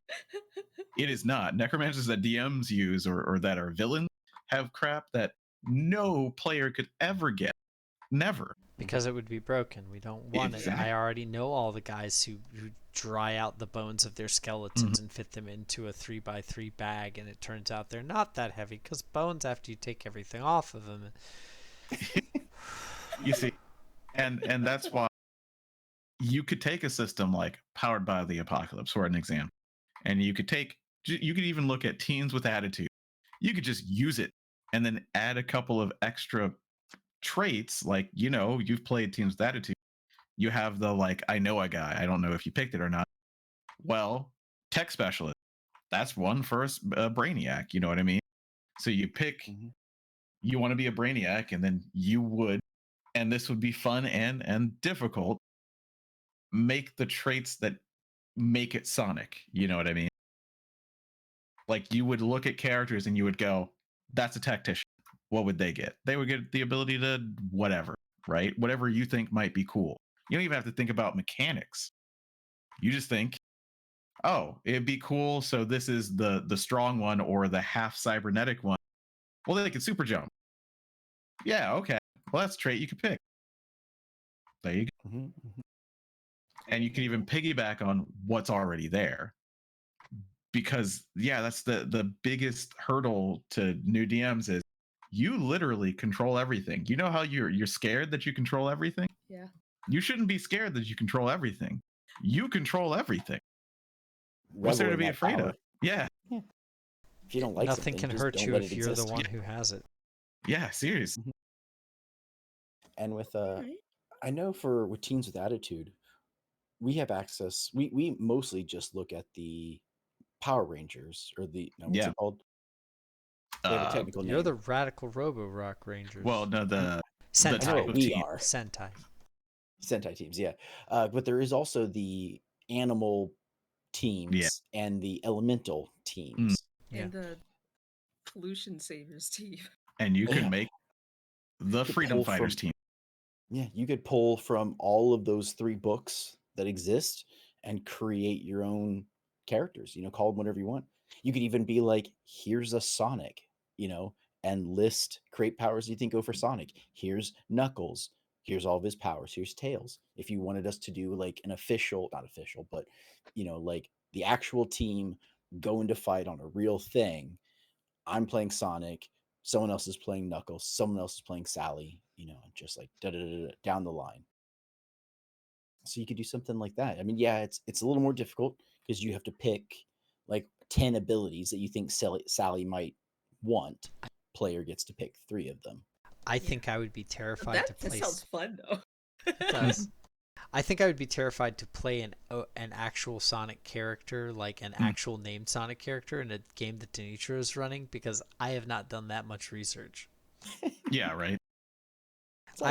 I always worry playing NPCs that are real characters in lore, just because they're not mine, and I might have the wrong idea of them, and someone might yell at me. Just make them your own. That's the great thing. It's our game. We'll make it our own. If someone's That's like, Sonic's more smartass than you're playing him. Okay, then you play him. It made me think Sonic definitely has vicious mockery, right? Oh, definitely. Like, even if he's not a bard, because I don't think he's a bard, he definitely has vicious mockery. Definitely has vicious mockery. This kid knows so many adjectives for fat. So I'm pretty sure he knows vicious mockery. Really just lexicon at Robotnik every so often, doesn't he? So I would like to try to sell you on a gaming system, and I had it in the background, and Charles probably knows that I'm going to try to push this on you, but it is called Root.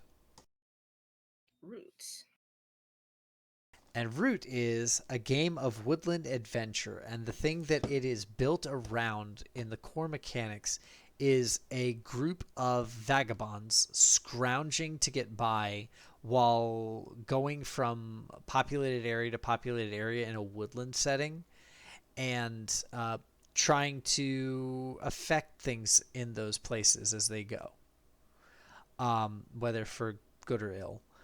Real Robin Hood type shit. It's Robin Hood type shit, which speaks a lot to the Sonic the Hedgehog setting. The way that the game plays is it's powered by the apocalypse, so it has the same kind of playbook sort of setup that everything in Teens with Attitude has, and it has a bunch of different basically vagabond playbooks to play by. I have one here. Hold on.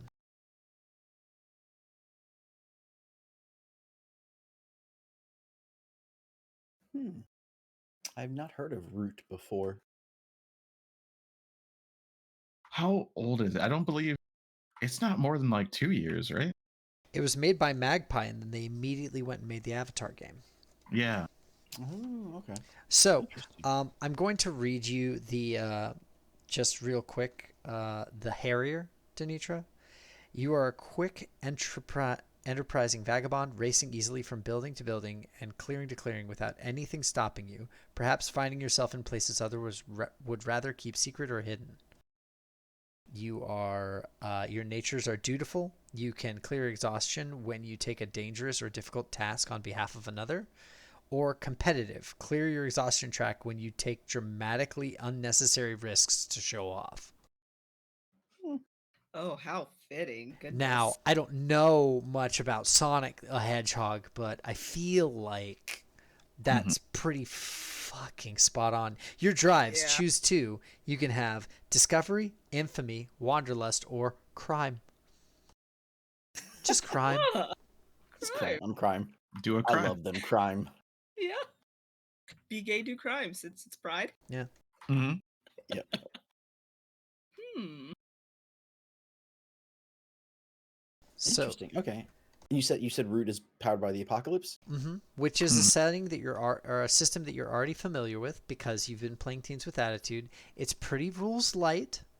And on the same note, it definitely has, within the book itself, even though you'd have to adapt a lot of it to actually fit the lore of Sonic the Hedgehog, it has a very, the game itself is based off of a board game. And that board game is a factions competing with each other to have control over the woodland.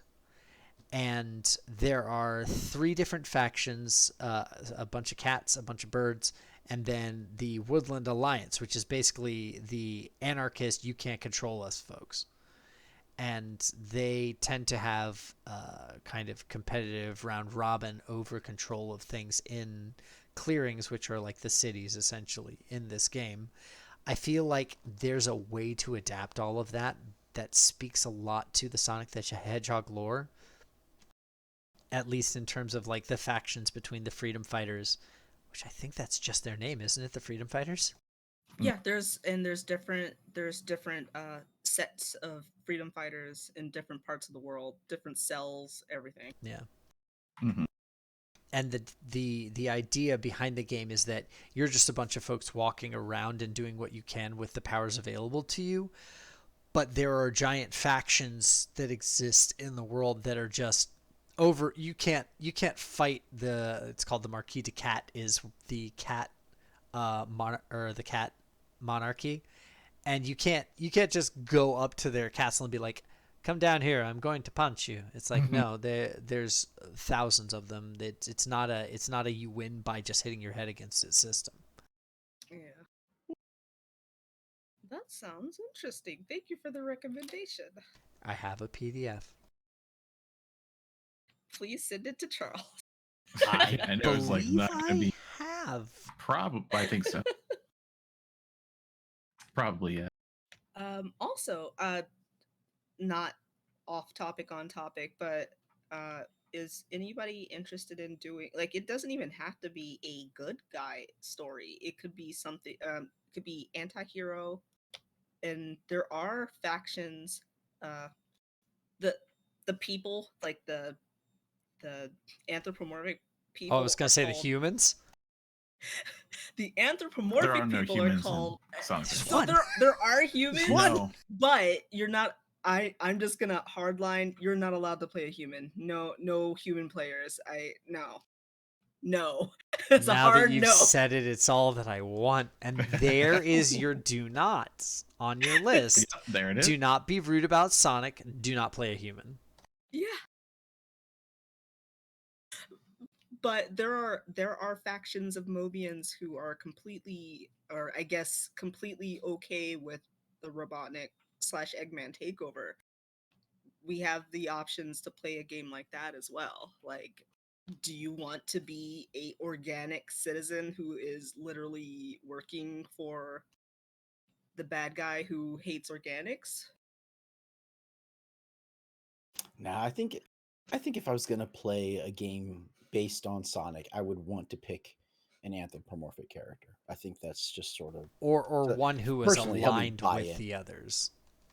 Yeah, I think that'd be more fun to the buy-in to be like, maybe I once knew Sonic or I saw Sonic and he made me want to be a freedom fighter type idea. Mhm. I could still see maybe like anti-heroes because we're blowing up, Yeah. stuff, but Technically terrorist, right? Yeah, Avalanche from Yeah, 7. Yep. exactly. Yeah, Avalanche, exactly. Mhm. Robotnik just needs a Mako reactor, and that's it. I wouldn't put it past him. Yeah, I'm sure he has a few. Or equivalents. Trying to extract chaos energy from the world. You said you made the first run that you did of this was with Bessem. It wasn't this. I just ran a one shot. It was, Oh, but yeah, okay. it was a Using the Bessem system. Slayers game. I tried to do a Ah. Slayers game, having never seen more than one episode of Slayers. Really? Slayers. Yeah, it didn't go well. No, I was. Slayers really is an amazing D&D setting setup. And Yeah, especially since it started literally as a D&D setting, right? Mm-hmm. I don't Yeah, recall that. Sayrune's a D&D? Slayers started off as a campaign, right? Or was that Record of Lotus War? That's Record of That Lotus War. definitely happened. Yeah. Okay. Kanzaka just wrote Slayers, but he wrote it, and you can tell that motherfucker plays D&D. Definitely. Yeah. Mhm. So I would say I think Mutants and Masterminds might be a good system. It now I will say the rules can get pretty bogged down when it comes to combat because of how the checks and balances that it has gets where it's like you hit someone and then they roll to see if they take damage. If they take damage, do they get knocked unconscious? And so high rolls, like you could end up in a 20-minute just like slugfest with the boss because they just keep rolling high and they just Mhm. won't fall unconscious. I've definitely been in a situation where that happened. And it was like everybody, and it's really at some point the GM should have just been like, rolled the dice and been like, oh, they failed. Mhm. And just straight to us, right? Like it was done. It was over. There was no reason for them to be like, still standing, try again. But Yeah. we can always amend some of those rules and whatever. But I think the Mm. way you would pick the abilities, if you'd give everybody a point buy system and you can build, I want to be fast. Well, how fast? You get to pick your points. I want to be able to do I can't think of everything now. Like there Mm. are some things in there we might have to go through and be like, well, there's a thing called invisibility. You can't be invisible. Like that's just not an ability. Or I don't know, maybe the chameleon. That chameleon character, can he turn invisible? Yes, he can. So there you go. Like things like that, There are it's a whole superpower system. So maybe Green Lantern type powers Mm. wouldn't make sense in your world and we'd have to cut some of that stuff out or Yeah, not unless you were in a specific like zone, like you stumbled into some sort of weird yeah. freak zone, which can So yeah, happen, I but would no, like to not go in to the not in weird my game. freak I'm zone. not doing that. weird freak zone, yeah. I am the I'd like to weird go. freak zone, so A lot of wherever I ropes on the am, other. there's the zone. Uh There's that thing again. Wow, that's so weird. It just keeps. It's like a weird bird. Yeah, yeah. It's a nut bird. yeah, what about is Call of Cthulhu? I know zero Call of about Cthulhu is a very player fatality based setting. Yeah, that's what I heard. It's very easy to die in dumb ways in that system. It is what it's known for. And Okay. and one of the things that system is planned for. There is certain ways to look at systems when it comes to what they want the players to enjoy and what they set out to do. D&D is a superhero game about fighting big monsters, and the monsters get bigger as you get stronger. That's the core loop of the game. Powered by the Apocalypse was originally Apocalypse World, which was a tell a story while not dying system. Mhm. And you don't really have like a level scaling per se. You start it pretty much as strong, just like in Teens with Attitude. You all get new powers and you all get like +1s here and there, but it's not like you're any really stronger overall than you were at the start of the game. You just have more things you can use. Yeah, you go from a -2 to a -1. Like Mm. that's not It, that's as high as you really get. Like it, there's no leveling. it's not like there's builds. I mean, you could Hmm. see them Yeah. as builds, but like there's a lot of the soup is pretty much the same whatever bowl you put it in Yeah, terms same of with it's mostly Mutants and What's the flavor. Masterminds. bowl? Yeah, same with Mutants and Masterminds. Once you pick your Mm. character, it, you can't really like you get a point here, you get a point there. You might be able to like, oh, I can run a little faster. I can punch a little harder. But you're not like, oh, I used to be a super speedster. Now I can also fly. It's like, Mm. not really. Like you don't have enough That'd points be to just so flat many out points. Oh fly. my god, that would be so many points, especially after you've Yeah. already increased your speedster baselines to be fast and have good jumps and Mhm. So oh, yeah, you like can't. it's that same thing. Like means and masterminds, you kind of like it's real easy to cap out. You get abilities. You There are certain ways you could make like power suits that if you want to be like Iron Man and like, oh, I've got a really strong blaster. And it's like, well, I can move all the energy from my blaster to my feet and now I fly faster. And so there are certain like min maxy things you can do with that. But if that's what you've built, that's all you get. Like that's you can't really like you don't level up the same way you would in like D&D. So Yeah, who it's you kind are of is who you will horizontal be. progression. The Yeah, mo but that's a great way to describe it. the main thing sorry. The main thing that I know about Mutants and Masterminds is how to build a hero. I don't know as much how to actually build a campaign in it. How does that typically work? Like, is there what is essentially a quote unquote monster manual for it, or is it Hmm. just So yeah, it's designed to be a comic book. Like Superman doesn't get better, Flash doesn't get better, right? Like you don't ever change as your characters. So that's the idea is that you create a character and you run with that, pardon the pun, for all of the storyline.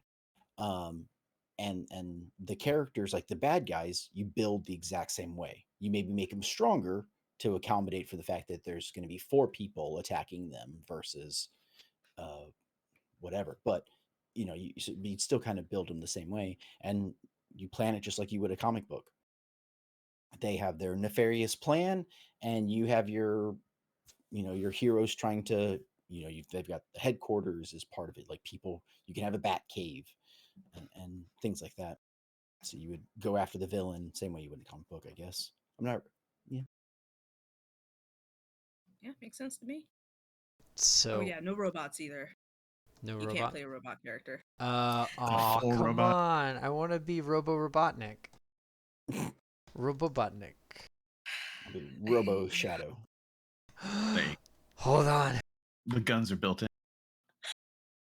Oh my god. Give me a second. Give me a second. Give me a second. Uh, There we go. Got it. Nobody tell her. Uh, Um, but yeah, it as far as system goes, I think we had a few options there, and the best part about being a DM is you could just take the things that you like from a few of them. You know what I mean? Like you can look at Root and you can see, okay, this is like 75% of the way there, but I do need some like superhuman traits or something. Then you look at, I don't know, the Avatar game and see if any of that fits, right? mhm. And you go, oh well, this is powered by the apocalypse, so I could just move it right over. which Um, all of this brings us to another thing that I do want to talk about. We can keep talking about this, but I oh want yeah. to just plug as our stopgap for the next thing we talk about prep types. So, Mm. Charles, go ahead. Keep going. Prep Uh, types. sure. Because if you were to, let's say, you take Root, but you're like, okay, well, there's a couple of earthbending abilities in this Avatar book that I want. Well, that starts to presuppose how you're building enemies. So how you're prepping enemies. Like, are you going to try and just find them in a monster manual? Are you going to build them? Which let me tell you something. Doing that in that Naruto game, I had over like That got weird. 200. Yeah, I think I had over 200 characters because I needed a set of rivals. I needed teachers. I needed the whole other countries. And each character had no easy way to make anything. So prep for that was hours and Yeah. hours. But I had nothing else to do at the time, right? But Aw, I'm like sorry. Just a quick uh aside. I specifically remember the playlists that you would listen to as you mhm, were yeah, and the kind of prepping. character creator that I had to make myself. But Yeah. basically, I think what you're getting at there, James, is how to prep for the session when you're gonna have enemies and you don't want it to be as hard as it is making a character, right? Yeah, Because you got to make 5 of them. You know. yeah, I'm gonna say right now, making a full character sheet for one of your enemies that is going to get 2 rounds of something before they get their head cut Mhm. off, don't do it to yourself. Don't It's do gonna it. hurt you. That is making a character is a thing that's supposed to take a player a day, especially in a game like Mutants and Masterminds. Yeah. Holy crap, the character creation in that game is mind-boggling because everything is incremental and it all comes with sliders. It's like playing BattleTech. It's like, okay, I have this many points to allocate. I want to make my blaster a little bit stronger, but I kind of want to be a little bit more durable. And also, so it's like I need a little more armor, but I want the LRM, not the SRM. But then on top of that, I want to make sure that I have enough not heat sinks so that I don't just completely overheat after I fire it. And it's a lot for character creation because it's supposed to be. You're supposed to have a lot of options to make a character. Do not do that to yourself. If there's Mhm. anything else available to you in any system you run, Lancer actually has a very intricate and well thought out set of monster tokens essentially that do the same effect as you would get out of a lot of the Lancer license level mechs, but in a much cheesier, much more dumbed down, much easier way. Mhm. Wherever you can find that stuff, eat it up. Oh yeah, Mark, Traveler, where you can make a bunch of stuff and then just die in character creation. That's a great game. Yeah. Dying Die in character in. creation. Yeah. What? What? How does that? Listen, sometimes you get sick. What? Space sick. Yeah. Oh, These things do happen. But yeah, so Charles, I agree with you, and it's if you enjoy just making NPCs, I mean, I'm not gonna harsh Yeah. your buzz. Go Go off. Go king, queen, and or other various monarchs, but it's not. Prep needs to be thought through, especially if you have a limited amount of spoons, straws, spell slots, whatever you want to say, in order to get that prep done. And that is something that you, when you want to go into making a game, that you have to know about yourself and set parameters accordingly. I will never stop thinking about the narrative of a game that I am running. I'm terrible at writing it down, but I will not stop thinking about it. So I have to set times aside for myself to actually go and write out, okay, this story point, this story point, this story point. My list of sessions and the rubrics that I build out for those episodes of Teens with Attitude have gotten pretty well formulaic, but also I'm very bad at typing while also running. It's nice that we record these. Mhm. Mm-hmm. But that's how I prep. I prep by never stopping thinking about it. Charles preps by once he gets a bug up his ass, he will just prep for 10 hours and not be able to True. stop. It's very true. And that's a it's mostly a bad thing to say that it is a good thing. Now follow me on that one. It's not virtuous to be like, "Oh yeah, I take 10 hours all the time." That's not necessarily a great thing because that is what people look at and go, "I don't ever want to DM." You don't have to do that. That's not something you have to do. I do that because then I don't have to think about it. Like it's literally all there. And then if something comes up, if someone says something, like we're in this conversation and I'm hearing, "Oh, okay, Philip would like to play a game like that." Then I go and I do something to the thing that I have prepped and do it. I like to do that. You don't have to do that. That's later on. That's full campaign bullshit. Like all you need is like 30 minutes, maybe an hour, right? Like, and even that is so you have, who knows, it depends on the setting, right? And the game system. But yeah, it's really figuring out what works for you. And you won't know it's at the start, so you just go, well, that's a great question, James. How do you start then? Do you start with, well, here's the beginning, middle, and end of the story? Do you start with encounters? What are our personal styles, the three of us who have done this before? And I'll just go first to give an example. So for me, I don't think this is a surprise to anyone. I start with combat because I love combat. And usually people who play in the games that I run know that I love combat, and they are there for a bit of combat. And so I start with, okay, well, what would be cool so that they could show off what they have?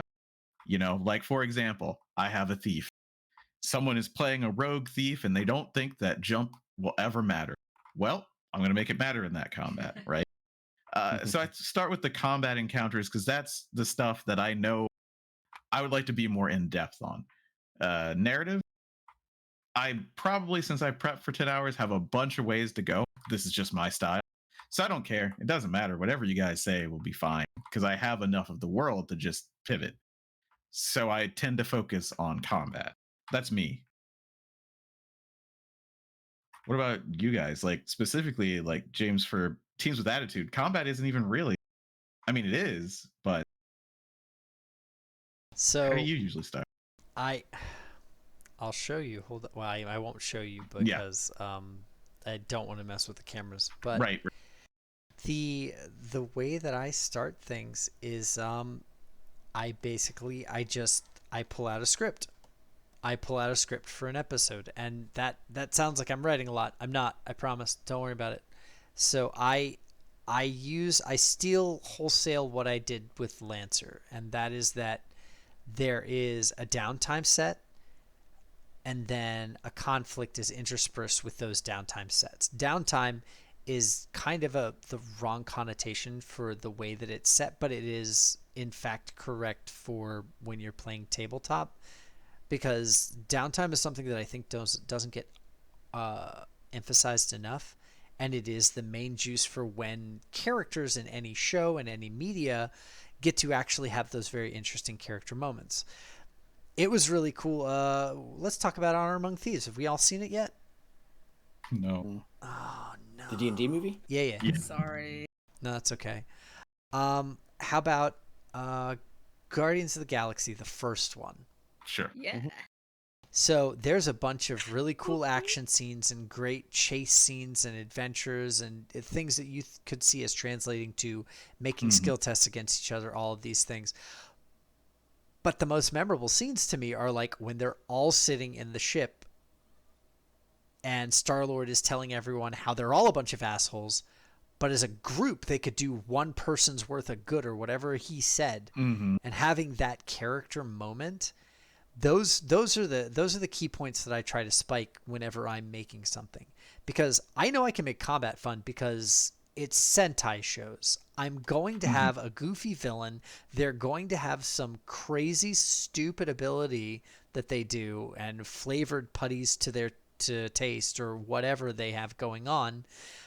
It's not hard for my brain to wrap around those things and allow the players to do that. What I want to make sure that I set time for, and I do it exactly as you would break out an episode of TV. There's the intro, where the characters are doing some downtime thing that kind of maybe leads into what the plot's going to be. I think The Simpsons and Family Guy do an amazing thing in their episodes where the first 5 minutes of the show don't matter. Literally, they have a mini plot that resolves or doesn't even resolve and goes away, and then there's an actual plot to the story. So you have your lead in, and then I present a conflict potentially and spotlight a character. I like to use Sailor Moon as the rubric for that. Here's a character that's actually designed. That's weird, right? They must be in it for something. Ah, they're going to be turned into a monster, of course. Mm.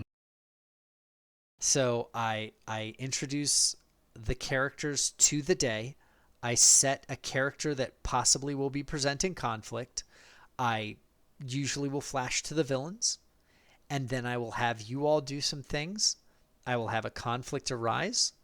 I will have you all do some more things, character interaction wise, and then I will set in motion the plot of the arc plot of the actual show, building to the climax of you all encountering the boss. You beat the boss, you win the day. That's an episode. Cut, print. I can see that. Yeah. Yeah. For me, I think I sort of like the. Uh, I'm not sure how to like what it would be called, but the idea of building what the idea of that story is going to be. So for my Splinters of Faith stuff, like when you were running through the underground and the sewers area, like I kind of wanted that whole area to sort of feel like a certain way, and that there was certain like reoccurring things, like the water comes in, the water goes out. You have a time limit, and the things that you might find down there, are sort of vary based on when you go in, when you come out. Um, but I didn't. I don't know. Since it's a pre-made, they already say like Mhm. this monster's here and that monster's there, and I was like, well, okay. I mean, makes it easier for me. I'll focus on these other aspects. Then I'll just leave. I'll just throw whatever monster that is from the monster manual in that space. But yeah, so I kind of like I like focusing on uh, the reason that you're going to be going to this place, whatever something is happening, and not necessarily like, oh, the creatures you're going to fight or what, but just why you want to go through this place. I guess is sort of as best as I describe it. Granted, my pre-made has its own set of rules and everything Mm. that I'm trying to follow to so that the story progresses away. Otherwise, I would derail and nothing that's written would make sense anymore. But when I eventually get around to making my own story, the one that I have in my head, um, it's based off of a thing, and if anyone can figure out what that thing is, I'll give Hacks. you a bonus. What hacks? Mhm. I know No, how it's this works now. yeah, yeah. If you can figure out what I'm basing the whole campaign off of, then you'll get something special. But anyway, that one will definitely be like, why are you going here? Like, what are you supposed to be feeling and trying to achieve by going to this location, by acting in these ways? And I hope that that leads to a role play aspect, that the characters want to talk to each other and sort of find out, well, like, I know why I'm trying to save the kingdom. Why are you trying to save the kingdom? Like, what's in it for I'm you? doing my part. I'm doing my part. But yeah, and I think that's like, it helps, as Dave said in the chat, if you get good RP, Mm. you create the characters, the players create the characters, and you start to know who they are. I've definitely played other games, like Roll20, with like random people, just pure internet games, never seen them, never met them, Mm. where it's all just combat. And, from one player to the next, you have no idea what their motives are. You have no idea what they're trying to do.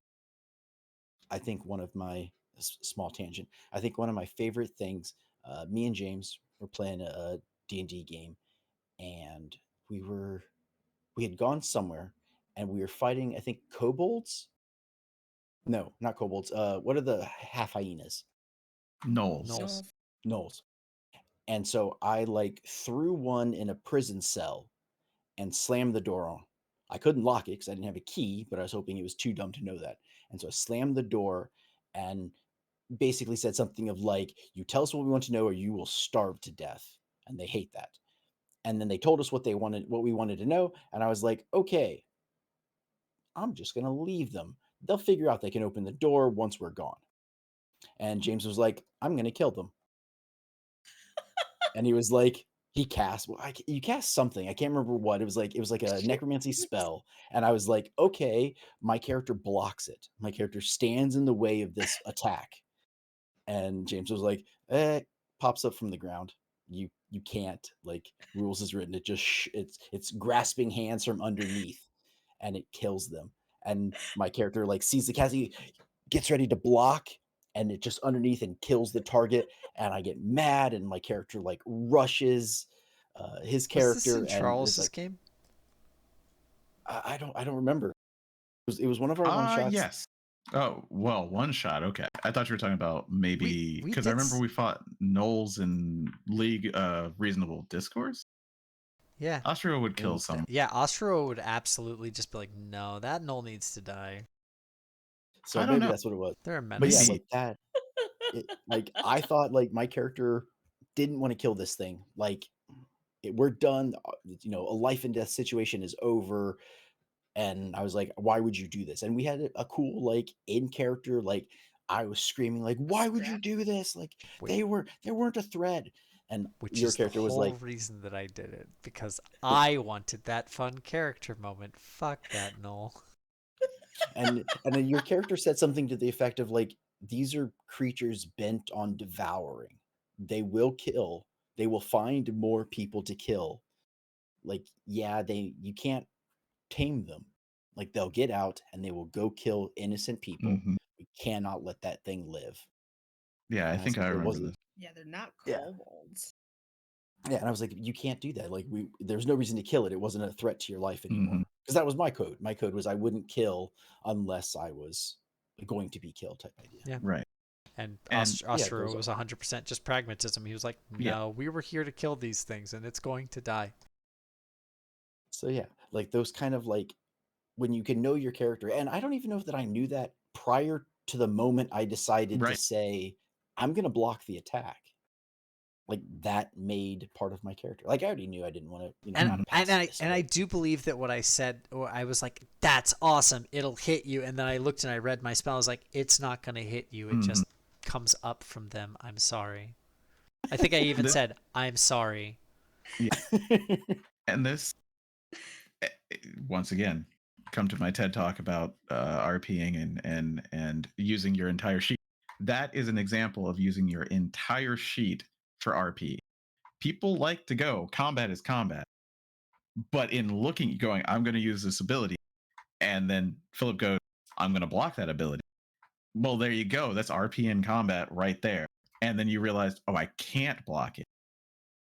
And it literally changed something about your character. Like these things are intertwined in a way that there's not just one definition. You get so much RP through those combat encounters, even if you don't try to, right? And that's what I'm talking about. Like that is a memorable moment that was in a combat focused game that was purely RP, but RP from your sheet. Mm-hmm. And like that is basically the premise of what I'm saying. And that game was full of that. And Yes. all of the time. And I think that, bringing it back to this discussion, when you think about Sonic, right, the games at least, right, it's kind of the old ones. I know I'm not going to generalize them all, but I'm just going to go 2D. You go left or right, you go fast, you kill some stuff along the way. It's flashy by design. It's flash. Mm-hmm. It's super flash. But that combat is a moment and you keep going through it. In the comics, and I know this because I've at least seen more than I would care to. Combat in the comics is not that. It has those moments in it, which is why I think in a tabletop, in a rules light tabletop specifically, where you can get that, the combat's just cool stuff. And then we RP on top of that. That's where you're going to get the juice of the actual setting. That's where you're going to be, well, I've been part roboticized and that guy's disgusted by it, right? And it'll come out in RP, but it'll also come out in combat. And that's one of those things where the segue that I want to make here, Danitra, is when you think about this game and you think about what would be cool, what moments do I want them to experience, that sort of thing, and you have you have fertile 20 years of whatever. As I said before, you pick a moment and you go, why was that cool? Oh, this was cool because it was a whatever, a combat, and someone had to do this and hold the door. And, imagine episode 4, right? Like they're trying to find the princess, kind of tongue in cheek here because there is a princess, but still trying to find her. One team's here, one team's there. They call on the intercom. No, we're all fine here. How are you? You know what I mean? You got to think through the comics and think about those moments, and you can mine them so well for what stuck out to you. Like in any game that's set in a property, you have to look for those because the people have them in their minds. And I know, yes, we won't know as much here, but like, for example, Naruto. And James, you weren't even there because this was the very beginning of the garrote wire over a branch to take someone's head almost clean off. I'll never forget that. Right? That was combat. That was RP because of the hatred, but that was also something that they cut away from in Naruto. Not quite taking someone's head off, but that moment, like those moments of those things, people remember and it sticks with them. And then when you do something, they won't even know where it came from. It just goes, oh man, that's so into the setting. You know what I mean? You could drag some of us along, me kicking and screaming, into the comics this way. Also, I will say that something that I did want to bring up, and this has to do with the way that I run games, to answer an earlier question, but then also something to just think about in this is that I've said this before, when I'm running a game, what I try to do to interact with my players is give them interesting questions to answer. That is the way that I try to facilitate RP. Every time that I set Elijah next to Oshin in a lone room with each other, which I've done for this finale. Every time that I've had a character interaction moment between yours and Michelle's character, who are old childhood friends who kind of had an on the outs thing happen between the two of them. Every time that I give an interaction with Michelle to Diamond, all of these things is me just like asking, what are you going to do about this? Because there is fertile ground for interesting things to occur. And what I want to point out to that and to what Charles was saying is when you mine these things out of the things that you love, literally take your 3 favorite moments in the Sonic comics and just throw them in front of us, because we're going to choose an answer, and whether or not we choose what the comic chose, it'll probably be interesting.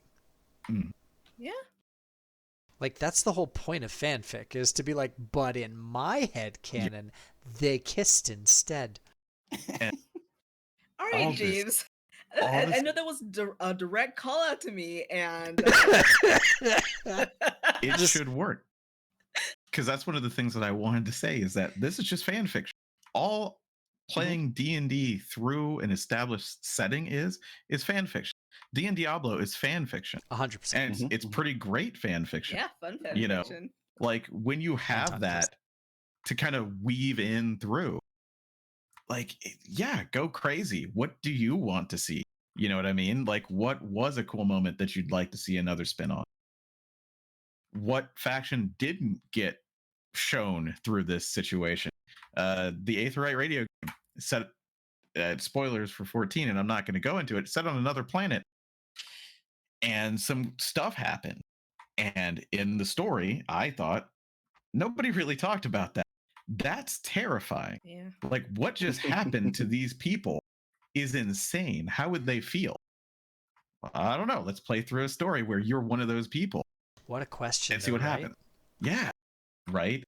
Those like moments where you were like, man, I wish they had focused on this part of that. Well, you do it. Put us through that. They showed us those 2 guards, and they kind of allude to them like 2 other times. And I'm just like, show me their story. They're dumb babies. They don't know what they're doing. They're going to make so many mistakes. Right. How are they not dead? Yeah. It's just those fun questions that you have about your fandom of this thing. Answer them through this by putting us through it. and you'll see how it would have shaken out, or at least one way. Make us your guinea pigs. Yeah. It Yeah, literally. everything can be seen as a Kobayashi Maru because Yeah. the to be a real big or just a very normal nerd for a second. Mm. The Kobayashi Maru is a test, an exam for being a captain, I believe, of a starship I believe so. in the Star Trek universe. And the thing that it is testing what you do in an unwinnable scenario. But the thing that it really is supposed to do is it's supposed to check against you and show you who you really are, given a place that you don't get out of. And anything that you do to your players in a game can be seen as a Kobayashi Maru. Like it's an ink blot of what they feel or what they think their character feels. And those things can always help inform the way that you understand play in general. And that's always a very fun thing. So whenever you want to have us RP or you want to have us do this thing, it's always good to just put us up against something and say, okay, and your reaction is. Might have gotten a little off topic there. If I did, I'm sorry. No, I think that it makes sense. Yeah, and that's kind of talking also about the stuff that might seem harder too, like encounters. How do I make a combat? How do I make it balanced? Don't. They follow the guidelines if there are any, but don't. Just don't. You don't need to. You don't need to learn challenge rating in every system. You don't need to. Especially in things like Powered by the Apocalypse. There's no Yep. such thing. Yeah, there's no such thing. The balance is, and here we go again, you have full control. Yep. If you want them to die, they die. The boss has exactly as many hit points as you want him to have. Exactly. They take It's just as fanfic. long to die. That's not true. I set numbers for the boss HP and Teams Sure. with Attitude. Sure, you said it. But if it needs to be stretched in either direction, you have that wiggle room, and even if you're playing through a VTT like Foundry or any other, I just carry water for Foundry myself. Hey, you want to sponsor us? That'd be cool. Anyway, hey, you got to try it, right? Get that Foundry juice. Yeah, give me that. But like, if you're like, oh, but they're gonna know, they don't have to. I mean, like, don't show them the HP. That's fine. That's perfectly understandable. You want a hard Scrabble game? Show them that HP. That will get them going because you can see everyone's HP. And, they can see. Nothing made me happier than in Teens with Attitude when you all were like, we haul off. It's a 6. I said, great. He takes 0 damage. And you're all like, something's wrong. Yeah. Yeah. 0? 0. And think about those moments in the comics where someone was sure that something was going to be fine. And then, wait, what? This had a second phase? They had a secret power. They had a trump card. Why is there another HP bar? Why is it filling even further? Yeah. Oh God, why is there 3 colors? Mm-hmm. The worst thing when you just see the. Yeah.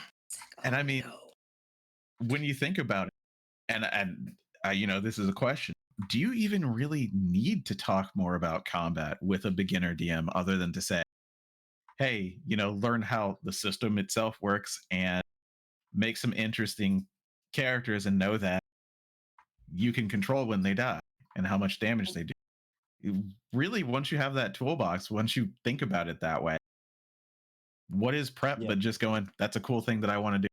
Cool. If it works, it works. If it doesn't, it doesn't. Yeah. I can definitely see when I first started learning 5th edition and was like, well, I want to run something and trying to learn hit HP and how much they have and what happens when it gets low, and like running something and people die instantly or they seem to take too long. Yeah. And I was like, why can't I figure this out? Like, why am I messing up? And I was focusing on it way too much when it shouldn't have been. I literally should have been like, they are a 3-hit kill. Once they get hit 3 times, they're gone. If it's a crit, we'll say it only takes 2 times. Something like that.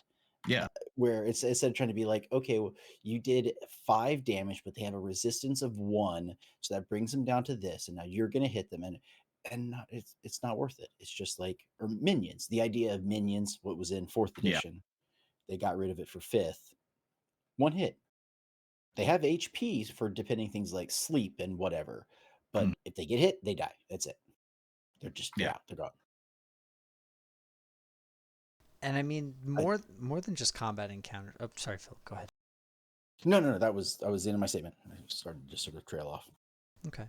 I would say more than just combat encounters. Danitra, what you're saying is I have a lot of things that I could do. What I would like to challenge you to do with this is, I mean, it sounds like you like the lighthearted stuff, but you also like the gritty stuff. I think I could do more as far as like a story with the more gritty stuff because I'm better acquainted with that. What I would comment is that if you're playing a tabletop game, stakes are important in most of them.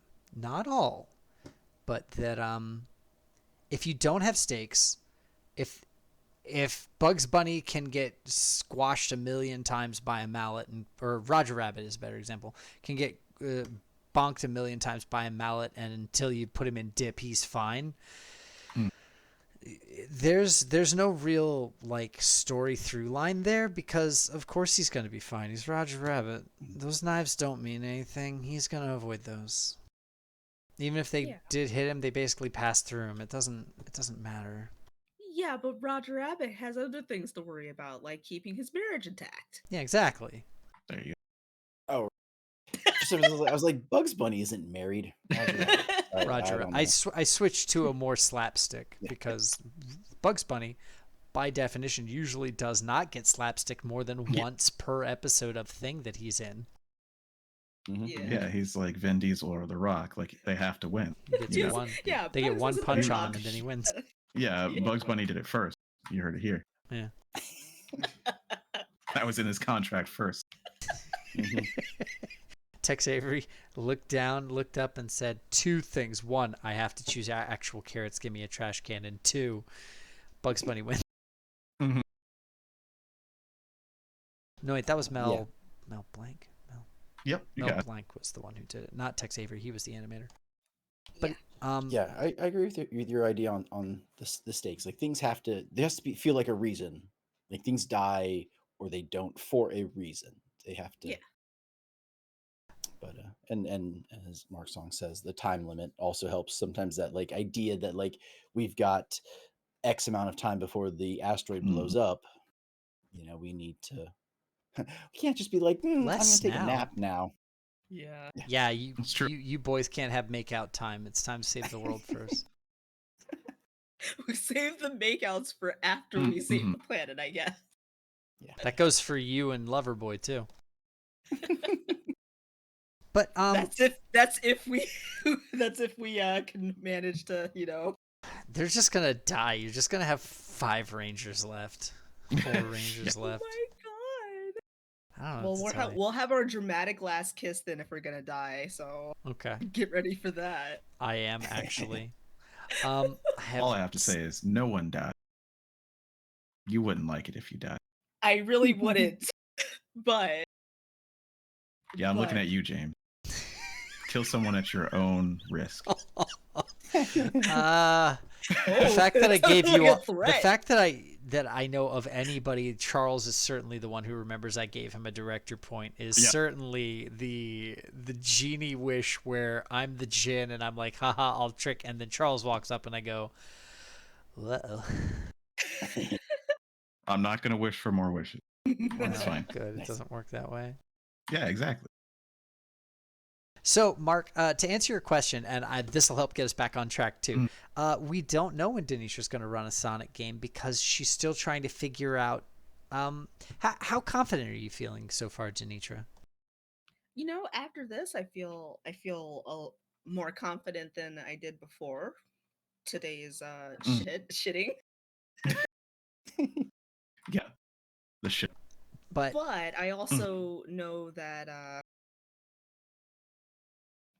this summer fall is going to be a little packed with other things to do. I mean, we always have this time slot, so no, it's not that packed.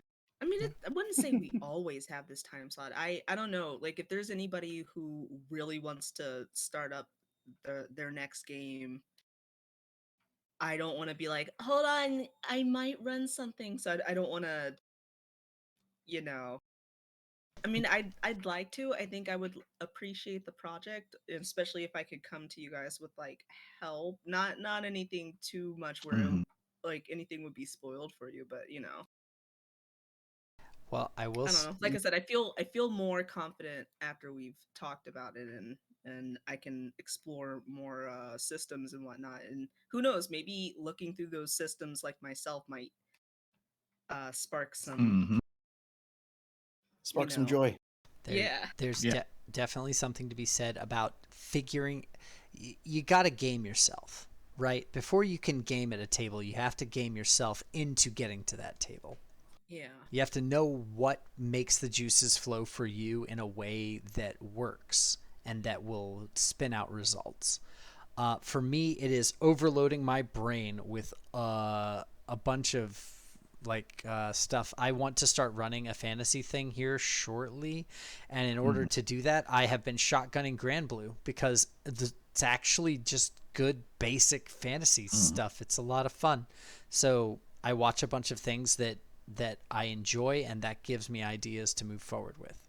I imagine reading your comics would be a really strong impetus for you to get a story out of it, because the more that you ingest as people, the more that we ingest, the more we have the ability to produce.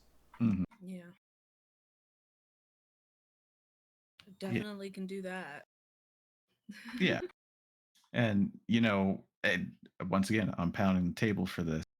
The system is also how you RP, right? When you look at a system and you start to look at all the options, right? You go, "Oh, wait, I don't know if anybody's going to take that, but I got an idea for a character that might use that." And you never know what that leads to, ever. Period. If you're looking at it and you're like, "Man, I would play that." We'll make one.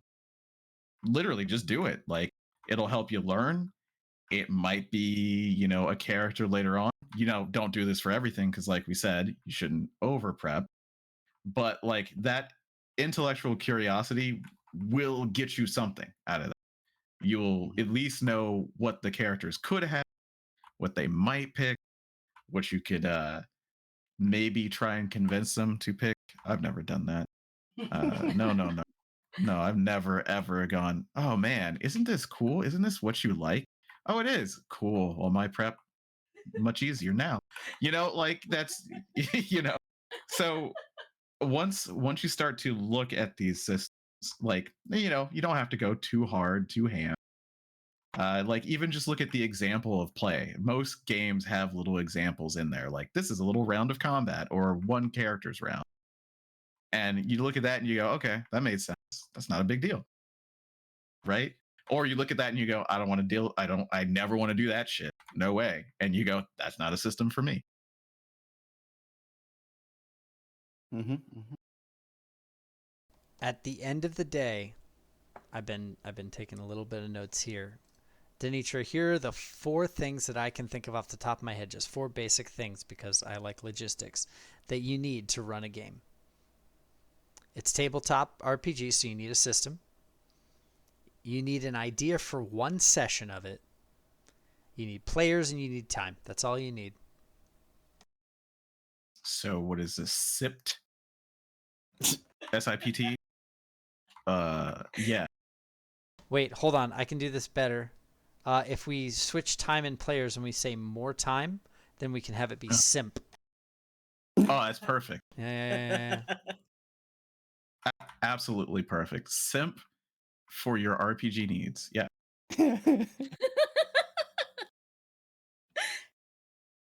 Okay. It's just that simple. That's our tagline. All right. It's just that simple. Uh, we're All so right. bad at this. I like I said, I have a lot more uh, confidence. I just by the nature of us sitting here talking about it, and Charles, with you asking me to think about like my favorite things and stuff, I'm like, okay, yeah. I don't even know why I didn't come up with that conclusion by myself in the first place, so that's a little annoying, but Well, because it's a huge issue for you. Like you don't know where to start. You just see this massive like world of Sonic, and it's like, how do I start? Where do I go? And everything, it seems so daunting. Whereas once it's like, start right here. Just do this little bit right here. It's like, oh yeah, why didn't I see that? yeah, So it's nothing against you. It's just you were looking at the whole thing and had no idea where to start. really, yeah. Mhm. You had this big rock and you were like, I need to eat this somehow. And the answer is you Mm. chip it away a little at a time. And then you just let the pebbles pass right through you. Don't eat And get rocks, excited kids. about it. Yeah. That's the biggest thing. You need to find what makes you fucking excited. Nothing makes me more excited than trying to figure out what stupid shit I'm going to put you all through in Teens with Attitude. Like just the goofy little I have an idea for a scene as a director, as a producer in the show is something that just gets me going. So you find your we're gonna talk about juice a lot on this. Where you find your juice, you drink Yeah, that juice, get that. you get that juice. See, that's why it could have been sipped. We sipped that juice. Oh, you It's not. right. Sip. It's like, Yeah, let's keep it. yeah, yeah, yeah. I think that's where. Yeah, no, sipped. Sipped is good. Yeah, you take one sip at a time. Yeah, it works. I think it works. I think you're Yeah. Make sure you write those words out because we have somebody who is really not good with acronyms. right. That's very.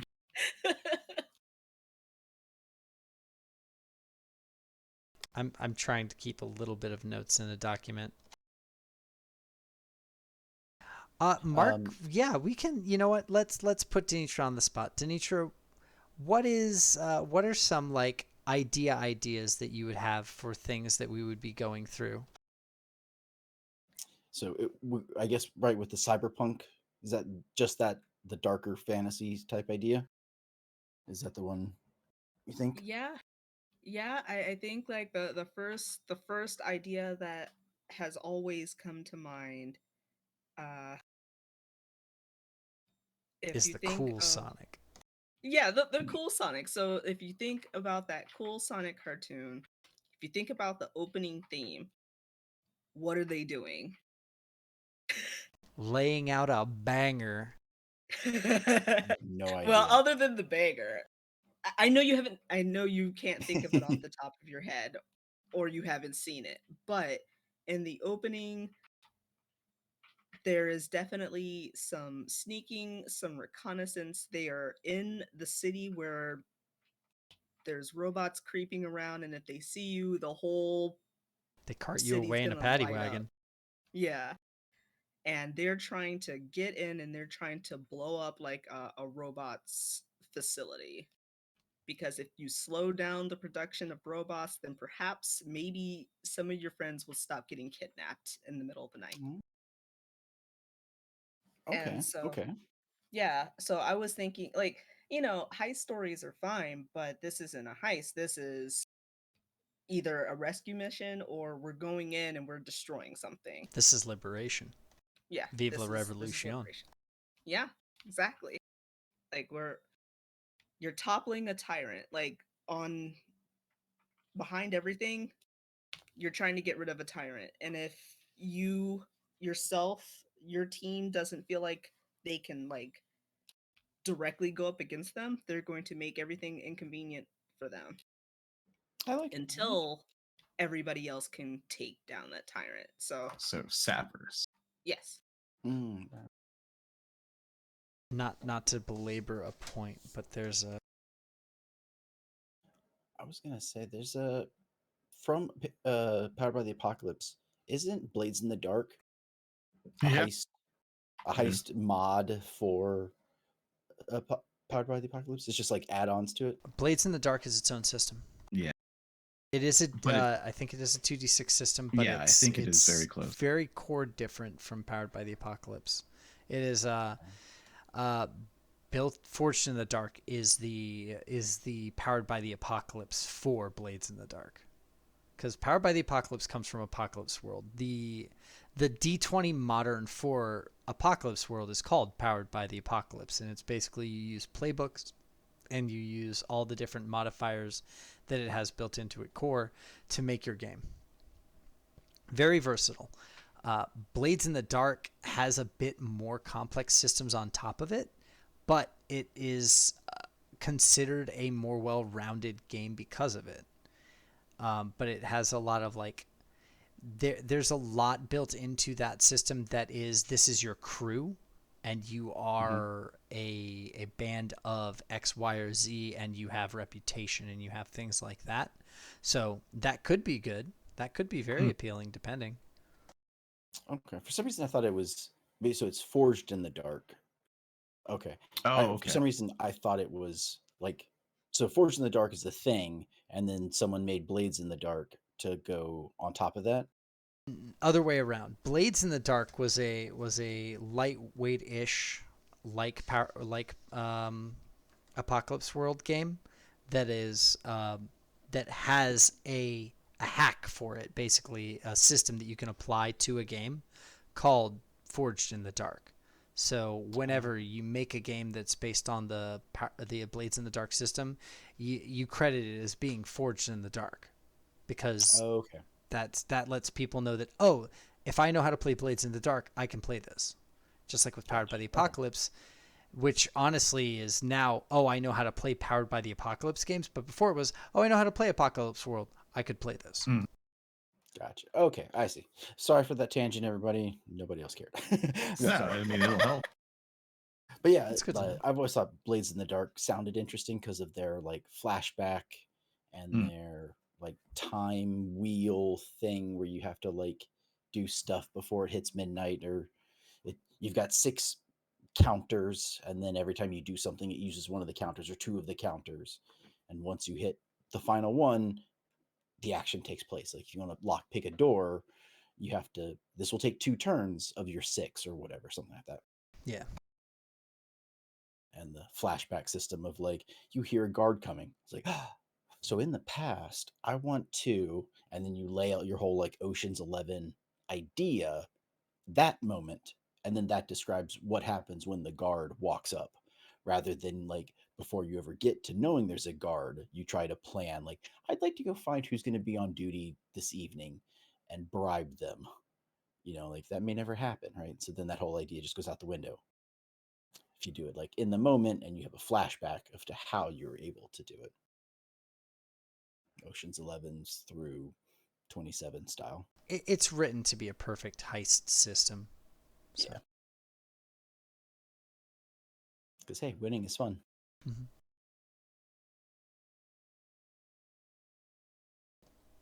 Hopefully we didn't throw off too much where you're going, Danitra. Oh yeah, I'm sorry. sorry. I was writing an idea down. Hey, Go for it, that's yeah, what yeah. this is for. Yeah, Brainstorm. exactly. Absolutely.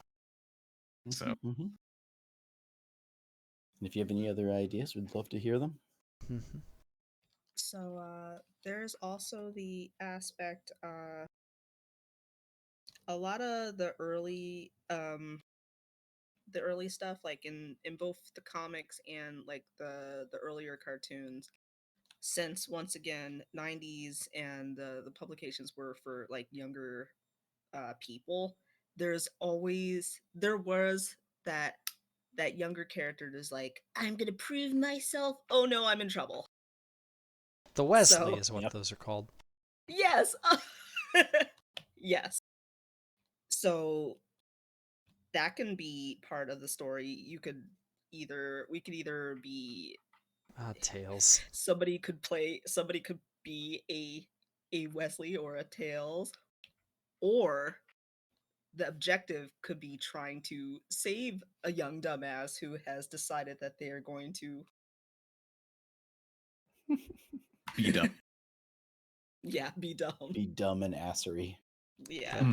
That definitely sounds like a good place to be starting for things. Yeah. You were saying something before, Danitra. You were saying, dang, that was what it was. You were saying you're so mad at yourself that you didn't think of this.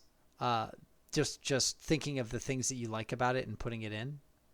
That's you're not dumb for that, and it's honestly it's like a defense mechanism that we all have. Even when we're playing tabletop games, even when we're playing fantasy, in our brain we're like, I can't put the things that I like for being a kid in because that's embarrassing. That's childish. That's stealing. Sometimes even people feel, and the answer to that is no, it's not. Just put the things you like in the games you want to play because that's the point.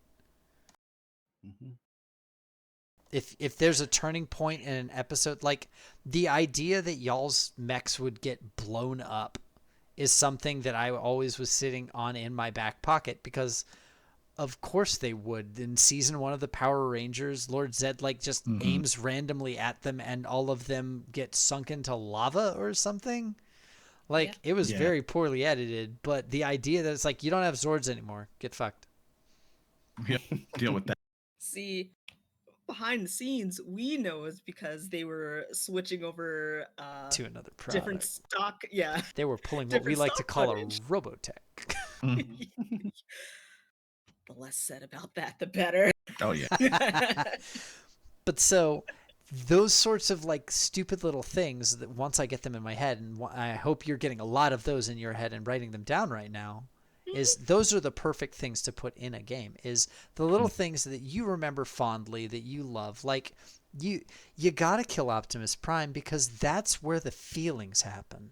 Yeah. How you gonna how is Rodimus going to elevate? How's he gonna light our his... darkest hour if he doesn't have that thing out of Dad's chest? Dad's chest is where the thing is. Yeah, exactly. We need that.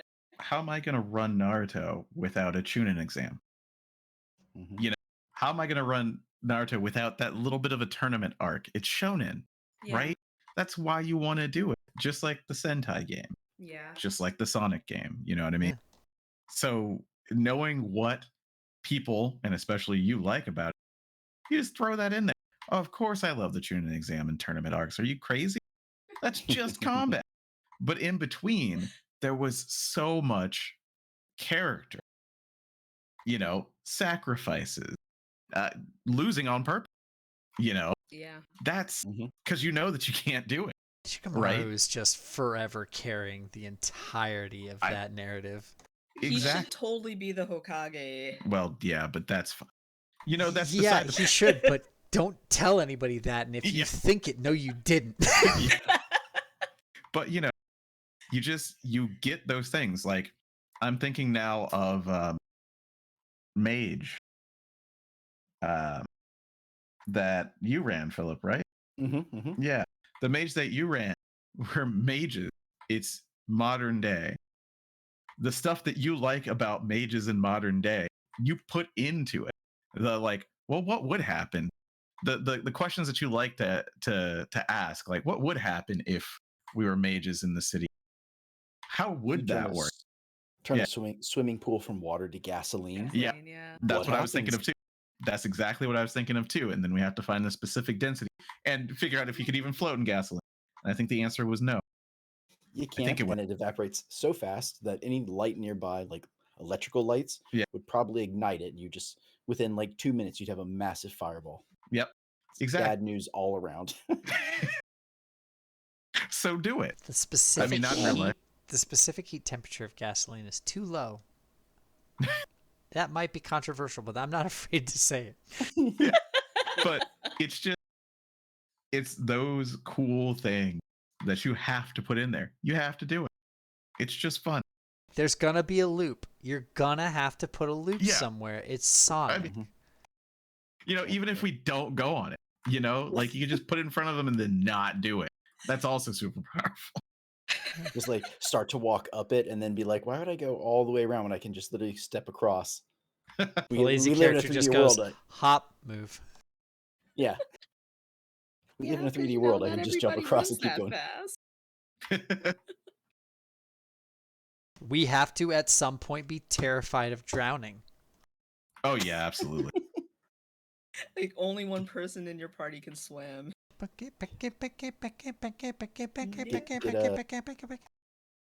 Get James to show you how to make a sound bite for it, and you just hit it. Yeah.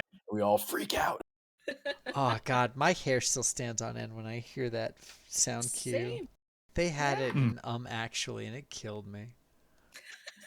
None of the players knew it either, and that's what actually killed me. I was like, "That's the drowning sound. That's the Make him stop playing it." Like my anxiety will not stop until that stops.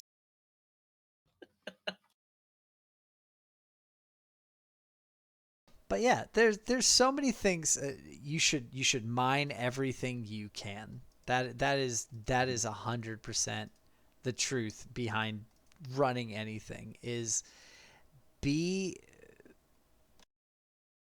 I screwed something up. Okay, never mind. But be the dumb kid that you were when you loved these things and you thought it was so cool when Ryo got the Inferno armor, but then he didn't have the right swords, and so he had to fight a weird dude with 2 swords and a black lion instead of his white lion. That did it make sense? No. Was it sick as hell? Yes. Put it in. And that's the goal. Sick as hell. Yeah, right? All right. And don't be ashamed of the thing you love. You're already playing a Sonic game. Just double down.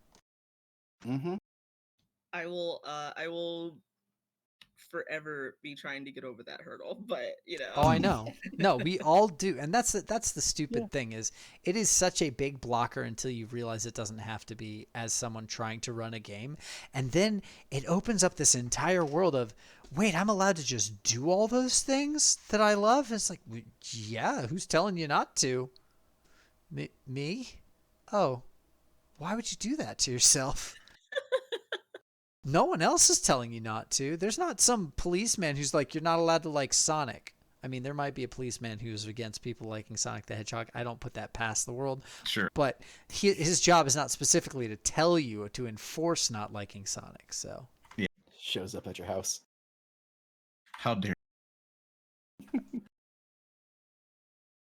I heard Johnny chiptunes. What's going on in here? Oh my god. But so that's I think the biggest thing that I can tell you is like, and that helps with your motivation. It helps with your prep. It helps with everything. It's just don't be afraid. Dare to be stupid. I keep referring to Transformers, so you know. Do it. Yeah. I'm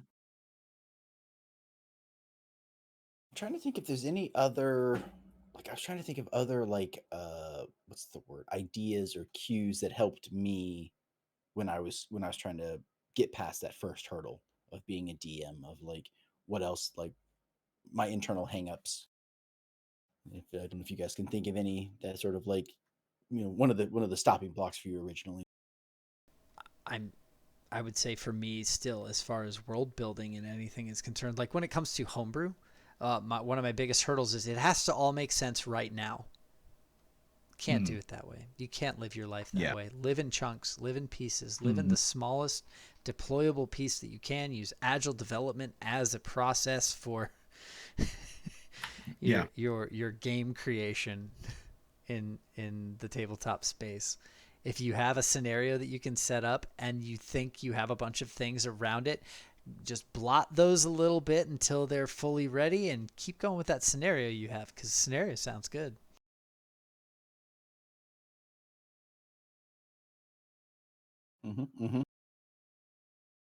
Yeah, it seems like a lot, and I know when I was starting, I was trying to read the for this 10-story one. I read the first like 6 or 8 like adventures. Like I read all of them because I thought I needed to know what was going to happen throughout the entire story so that I would know how the first story related to them so that I didn't miss something. You know, if someone asks like, "Oh, well, what does the bad guy look like?" Well, I had to read all of them so I would know what he looks like when they describe him in this whatever book. Or, oh, well, the weapon is going to change, so I need to know what its final form looks like, or I need to know where they describe it, because maybe it isn't described in the first book or whatever. And so I definitely like read through a bunch of these things, just like, okay, it's this and this. Okay, I can remember that they're going to go here, do this and that. Okay, next book, da da da da da. And then starting to get ready for the first game, I was like, I don't remember any of the rest of the books, but I guess I don't really need to. Like, I don't know why I spent weeks like just reading every word, every page for future books. I mean, I realized it was like, I just need to focus on what we're doing. The little bit of a combat, the story we're going to, just focus on the event that I want to tell, and I can, make that last for the story, or even maybe even get it last 2 or 3 sessions. And I'm like, oh, okay, then I don't have to prep for the next one. Yeah, I'm trying to think. The most major holdup that I ever have in general is that I overdo all of the prep, and specifically for homebrew, specifically for things like a game that I'll reference, the League of Reasonable Discord. Maybe one day we'll just have an episode where we just talk about our past games. I won't do that right now. We know how Yeah. D&D stories go. I would Right. love to listen in and or just sit in on that. Won't do it right now, but in that game, it was the first time that I really homebrewed literally everything. I found a map and I was like, this is a cool town. It kind of goes in, there's a river through, and like it opens to this big harbor, and it's really metropolitan. I'd like to set it there. We had a base. You put a bomb in it. I did, I think. But yeah, I was like, I got this city. I just found a map that I like, rotated it sideways. There's a secret. Because it wasn't that direction. And I went, here's the mouth of this. Water deep, it's daughter weep. Yeah, and wow. And I just kind of went from there. But then I made, and I kid you not, a dozen quests. A dozen. And, these were just like, who wants what does it entail? What type of enemies is it going to be? And kind of a blurb to get into it. There are still 9 of them that have never seen the light of day. I'm gonna figure out that truth town. Right. Yeah. I was like, this is a really cool idea. There's a town in which if you lie, you take 1 point of damage. Nobody knows why. You're cursed. And I was like, I like that idea. I put it into my setting and I made the world, make sense around it and why there's a curse there because of, a lie that someone told a long time ago that's still being told. Right. And, I'm not going to go into it because one day I'm going to put it in a game and someone's going to play through it. And it'll be different by see it. But like I made all of this stuff, and then you guys went to the first one, and that changed everything afterward. And yeah, I can still pepper those in, but now I need to change them again. It's like I should have just thought about them then, right? The smallest amount of thing that you need for it. Now, I wouldn't say that it's wrong to think about those many things if that's where your brain takes you. Let it swirl around in your brain. That's fine. Yeah, come up with a dozen. Don't flesh them out. If it's like a sentence or two, that's great. And if in the first session of gameplay you go, oh, this party would like this one, then you're great. At least you have an idea for the next time or where you want them to get to. But do not, and I do mean do not, just start generating content. Like, yes, it's an open world and you want them to pick from a giant platter so that they're not railroaded. But then you railroad them in a different way because you thought about these at the beginning of the entire campaign. And now they might not fit, but you made them and it's cool and you want to make it happen. Even if you're like, but I'll customize it to them. The idea didn't happen because of the group, so it still might be a little misaligned, right? And that would be my biggest tip, because I know there's people out there who do this exact same thing. You start thinking about the system and you go, oh, that's cool. I'm going to write all this down. Don't expect that any of that is going to get used, right? Especially if you go above and beyond and make, 5 or 6 things that might happen. Just don't worry about it. Don't worry about it just yet. Believe you me, you can get to there. Yeah. I had a problem in one game where I was designing the world and I was like, okay, they're going to go here, they're going to go here, and then once they do this thing, it's going to give them the clue, and they're going to go here, you know, location 2 to 3 to 4 to 5 to 6. And they went to location 2 and they got the clue, and they're like, hey, what's this thing? And I was like, oh, it's this other thing. And I had an idea for it later on, and it was just kind of a cool background thing. And they're like, we're going to focus on that. And then they like basically climbed on it, and it traveled halfway across the continent before they got off. Yeah. And I was like, okay, well, now they can't go to location 3 because they don't have a way to get there. Like okay, you guys travel 4 months because you were on something super fast. You have to travel, you have to walk back like 2-3 months, whatever, to get to the spot again.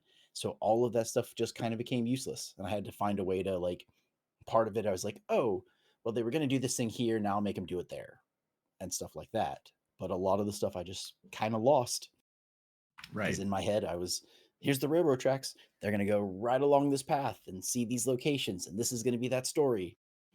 And then they didn't know that, so they didn't know they weren't supposed to follow this giant walking castle thing. Yeah. But Yeah. For League of Reasonable Discourse, I came up with a whole ass war. The reason why this town, I was thinking, okay, why is this town this way? Oh, they don't like each other because there's this war. Well, what was this war? Oh, it's a cool word is scouring. So I'll call it the Scouring War. What was, I got to think of it right now. What if someone asked?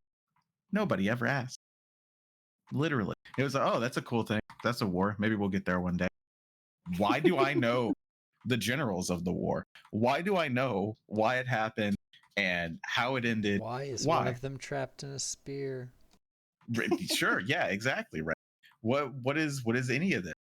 Why did I take that time? And yeah, it may have been fun in the moment, but that's what people get stuck on and think they have to do. You don't have to do that. You just don't. Well, a lot of people actually get stuck on the thought that they have to do that and then don't. You get stuck, but then you actually do all of it, and then you just sit there and stare at it and you go, why have I done this? What has my life become?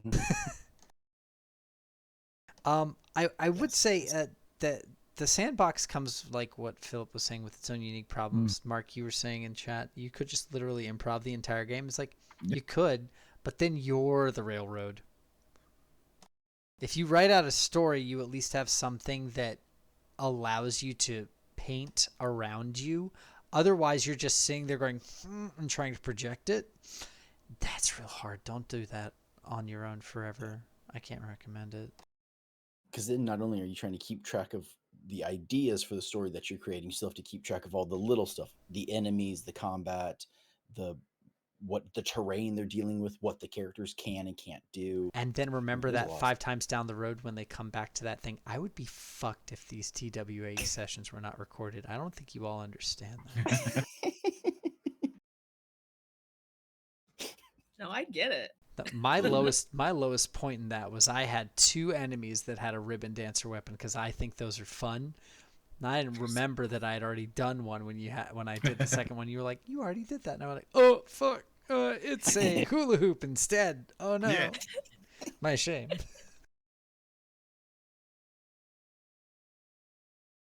But no, I feel like we've gone pretty deep. I feel like we've certainly puttered around quite a bit. Oh yeah. But hopefully that's helped with ideas. I would say the main thing to follow up with after that is you just have to set the time aside to do the research and actually, and by research I mean like looking into the things that you think would be useful tools for you. Yeah. I usually recommend trying to listen to a live play, find a good thing for a system if you're trying to figure out the system. There's a lot of like reviews, but typically those don't give you like a feel for what it's like at table. When I go to cons, and I know Philip does this too because we were both doing this at Gen Con, is you go and you go, that system seems fun. Sign me up for one of the plays so I can see how it actually works. Capers. Sorry. Not the food, the game. Oh, okay. I was like, yes. Capers, delicious. Delicious, yeah. Is a more rules light version of Mutants and Masterminds. So if you wanted the idea of being able to pick abilities like Mutants and Masterminds does, Capers has it. That game is based around being like a 1950s gangster with superpowers. You could just scrap that idea. But anyway, you said Gen Con, it made remind me playing that Capers. See, there you go. So there was a actually no, I'll keep that under my hat. Fine, yeah, whatever. That's an idea for maybe the table. I'm the brainstorm, it's You're happening. learning. There you go. Yeah. Okay, well, before we like wrap things up, I guess I'm going to ask the three of you off the top, just give me, if you can, just a random character, like what animal they would be and what they would don't laugh. No, I already have it. No. That's why you know me. I know you. Okay, so just He's got five, I but he's going to give you his second from the top. I want to get a bead on what my potential players will be working with. So please, if you can, we'll still Charles, we'll start with you. Sure. Just The first idea for personality is someone who's way too invested into this cause.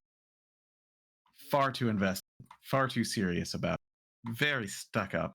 We're fighting for our freedom. It's in the name. Right. Now, animal, I'm not sure. I'd have to delve through to see. Honestly, for me, I would look for characters who are against that type and then play back towards it, or just pick one that I like. The first thing that comes to mind is the skunk character. I don't remember his name. His name is Jeffrey St. John. There you go. Right. So something similar to that. The real adventurer. An adventurer's adventurer, a rebel, a rebel's rebel. Okay.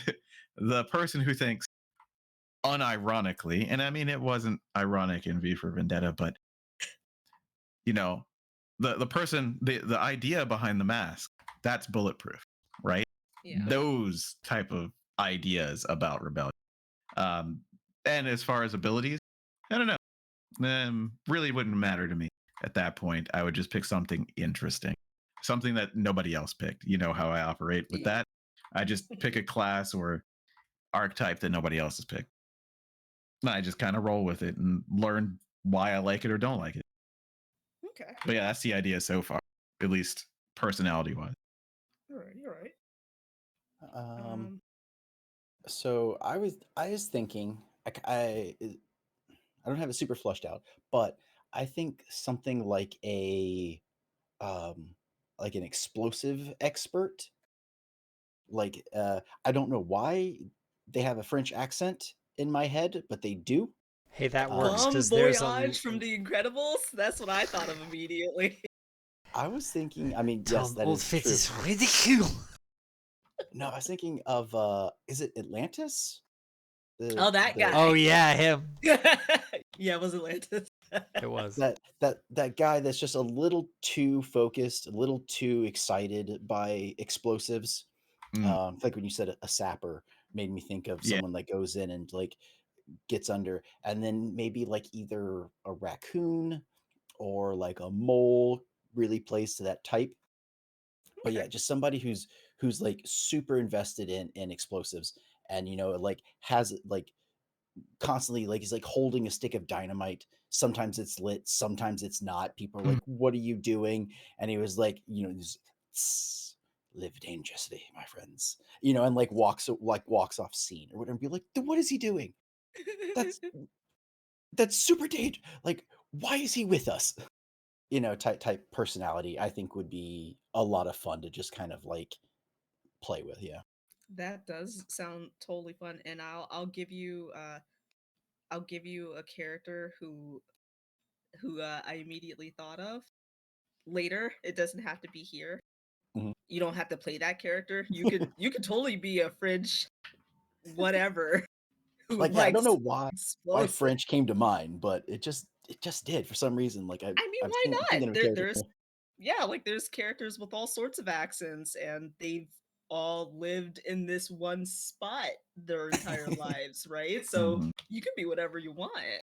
Yep. All right, James. Fuck no, I'm not playing a Sonic game. That's for kids. Yeah, that's horrible. None? No. Let's see. Off the top of my head, since I haven't really been thinking too hard about this, the characters that I've always enjoyed in the Sonic universe of the comic itself are always the ones who are like the skilled laborer who turned rebel, because there's actually a decent bit of that in there. So like it can be different kinds of skilled laborers. Like they would either be they would be a powerhouse in whatever they did, but they would kind of not be there for the rebellion reasons. It would just be, I'm the person who can do this job kind of reasons, you know? Like either a heavy who's like, whatever, people need protecting and I get a paycheck out of it, or square meals. Or someone who's like, I worked in the factories for so long and I know the ins and outs of them really well and I can get through the ducts, or I can do something like that. So if it were a powerhouse, it would definitely be a mongoose, because I just watched the thing about the bird holocaust of Hawaii, which is Okay. Yeah. So where are you terrifying. going with this? Mongoose are terrifying animals that can kick the ass of anything they come across if they care enough. If they Do not have fuck beef with a with mongoose. you, They're indestructible. yeah. Yeah. So who wins, mongoose or honey badger? Mongoose. The Okay. mongoose probably. Mongoose straight up square up against king cobras, and are just like, Cobras. you're not shit. I'm immune Yeah. to you. Okay, so who would win? 100 mongooses? Mongai? Sure. Mongoose? Mongoose. Yeah, that's probably the word. Or a dragon. What do you think? Ooh, How big is the I dragon? like What color is the it. dragon? It's just the kobold question all over again. They're immune to fire. Yeah. Ugh. If it's a poison dragon, they'd just be like, ha. No. Yep. But besides that, like a heavy mongoose, and it would have to be a girl, because all the powerful characters in the Sonic comics are all female. Not all the time. I'm not saying it's a bad thing. No, I'm just saying, like the two, I guess Knuckles girl is there bosses too, that but were. then he has the girl boss equivalent. Yeah. But beside, Okay, I'm okay. I'm okay. uh-oh, We lost. Lost what? Danitra Danitra fanned froze. out too hard and she froze. Oh no. Danitra, come back. Maybe You're good. Oh, you're back now. Okay, cool. Your camera just kind of like stalled for a second and then like played everything in like one frame.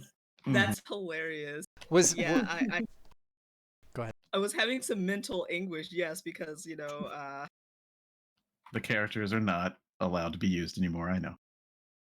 yeah, and you know what? I'm not gonna get into that because Yeah. that's a whole batch of fuck that You have I to would get into rather that not think somewhere about. else, maybe. Yeah. Don't worry, we're getting to that. Hopefully one day. Hopefully before 2025. Okay. But yeah, besides that, it would probably be like a pretty small, unassuming character who's like a smaller, like a chipmunk, maybe, or something like that, who's just like really good at getting in and out of places because of being like a maintenance guy. Okay. Infiltration. In universe, chipmunks, squirrels, they're not typically too much smaller than your average height characters. Oh, is everybody kind of just auto-formed into the one height size ratio? Yes and no, because sometimes like we'll take a character like Rotor. He was a walrus, but he wasn't. Yeah, he was taller than most of the other cast, but he wasn't huge. and we all know how big walruses are in real life. The characters that are typically like small, like really small, would be insectoid characters such as bees or fire ants specifically. Uh, I'm gonna go on a limb and say no insect characters because I'm not really sure. I'm calling it mean, now. if I'm you playing a spider. There you go. Praying you, mantis. you want to know something funny? So in the Yeah, dude. comics, the spider characters that were around were average height, We're fucking which is enormous and terrifying. absolutely Yeah, no. terrifying.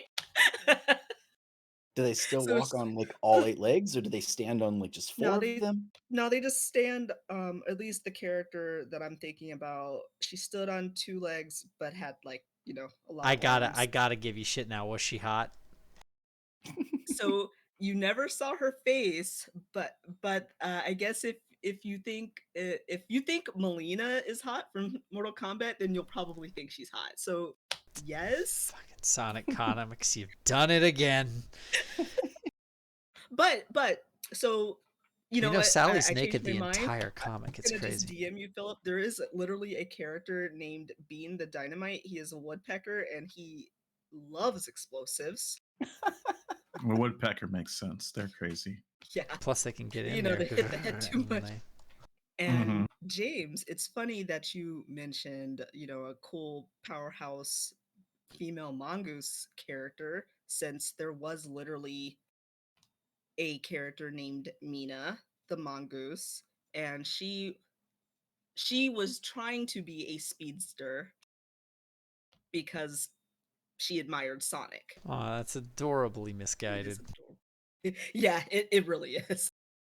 But she's like, she almost got murked, and she's just like, perhaps the daring do isn't for me. Good But for her. yeah, good for her.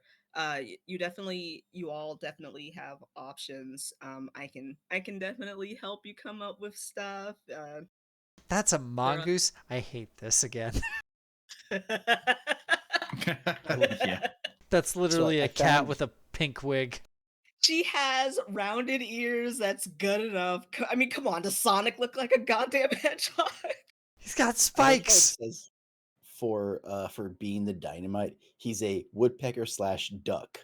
Like those are not Yeah. related. He looks like a duck, I guess. I mean, And he's green. Not, you Knowledge. know what? We're back to shitting on Sonic again. What the fuck?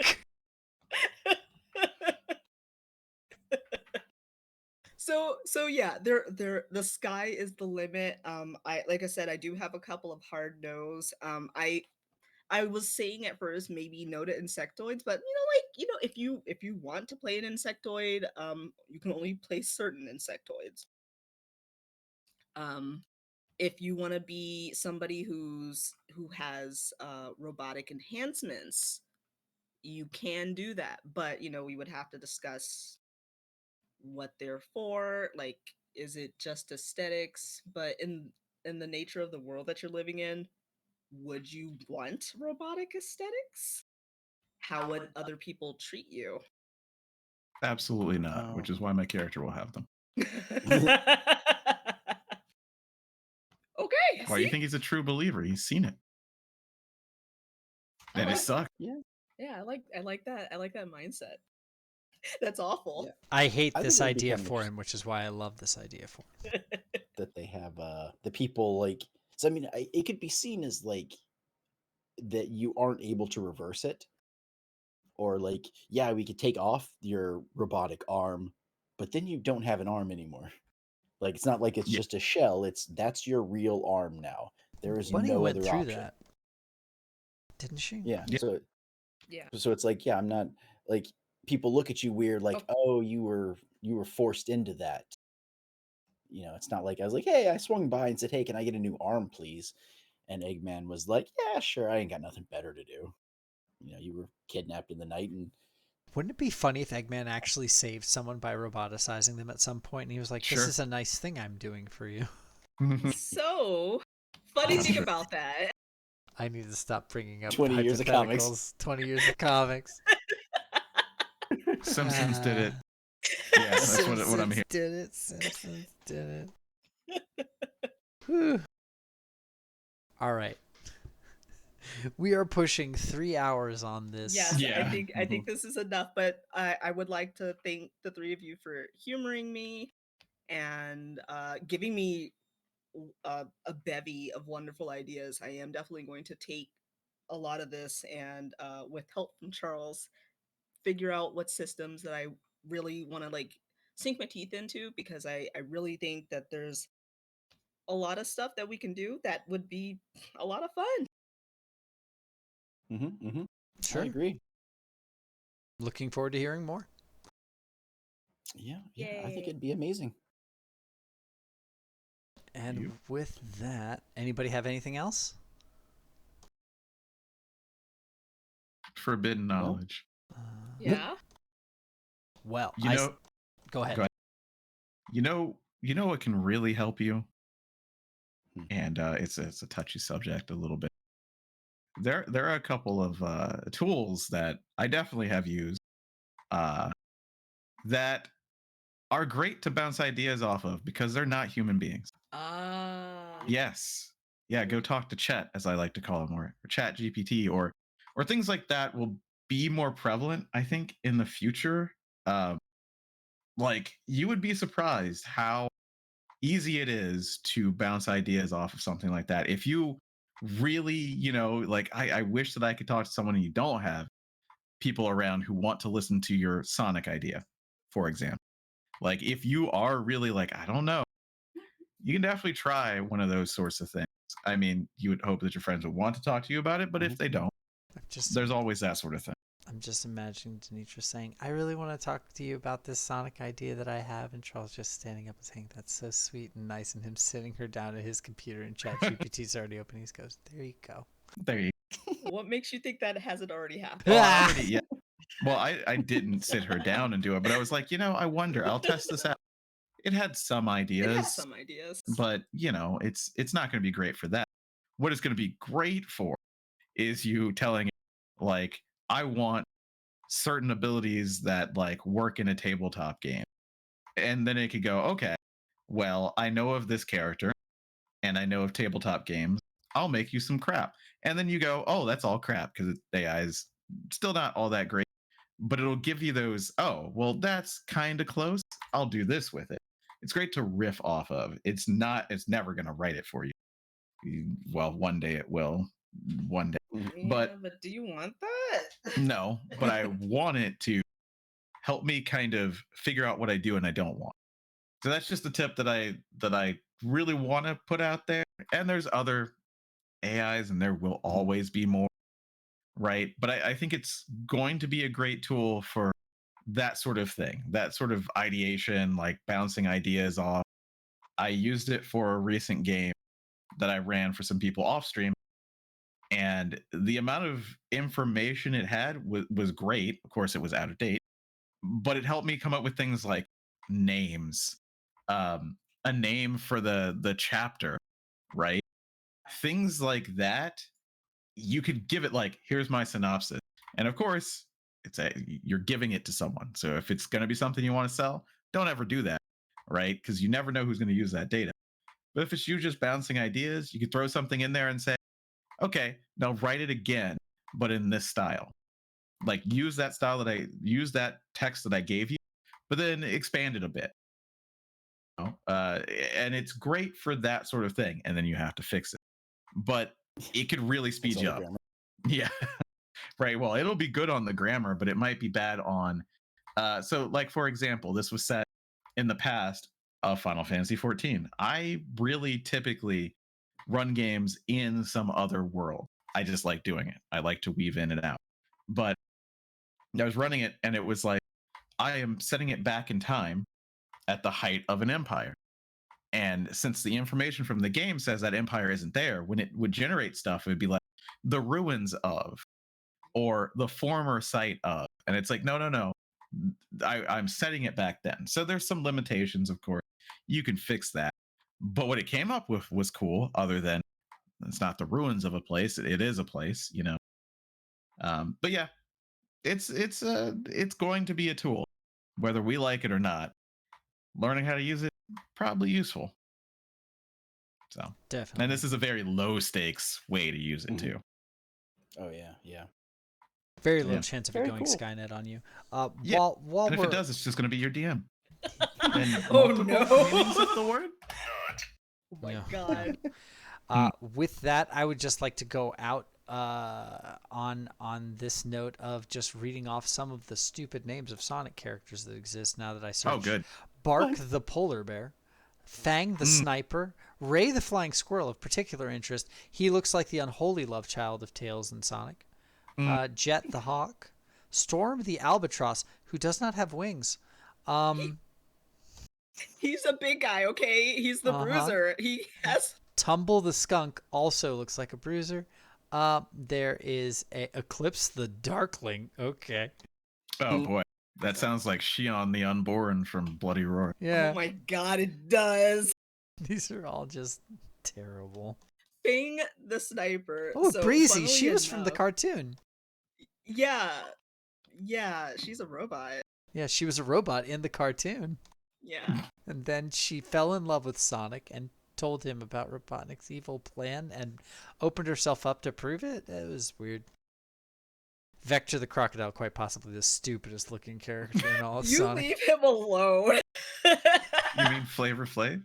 Yeah, Flava Flav the robot. Or, sorry, the alligator. Oh. I hate There's a you. character. Hey, there we go. I got 3 before we end. There we go. Yeah, we were just trying to get another one. There, Oh see, my this God. is how it works, Yes. Mark. 'Cause now you get to see. There's just a character named Witchcraft. What the fuck? So the witchcraft is a game only. Well, so she's You're a, not a winning by roller explaining coaster- this. Yeah, I a see. roller coaster riding witch that was in one Uh-huh. of Tails's games, like for the Game Gear. So Mhm. Hold on. She's kind of thick though. Danger. danger. Anyway, I think we had enough fun, and I hope we've done enough to help. Did you want to talk us out, Danitra?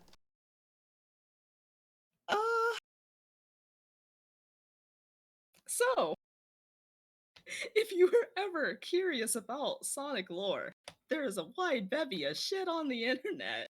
But make sure your safe search is still on. And Prevent all Yeah. those nutbirds from coming around.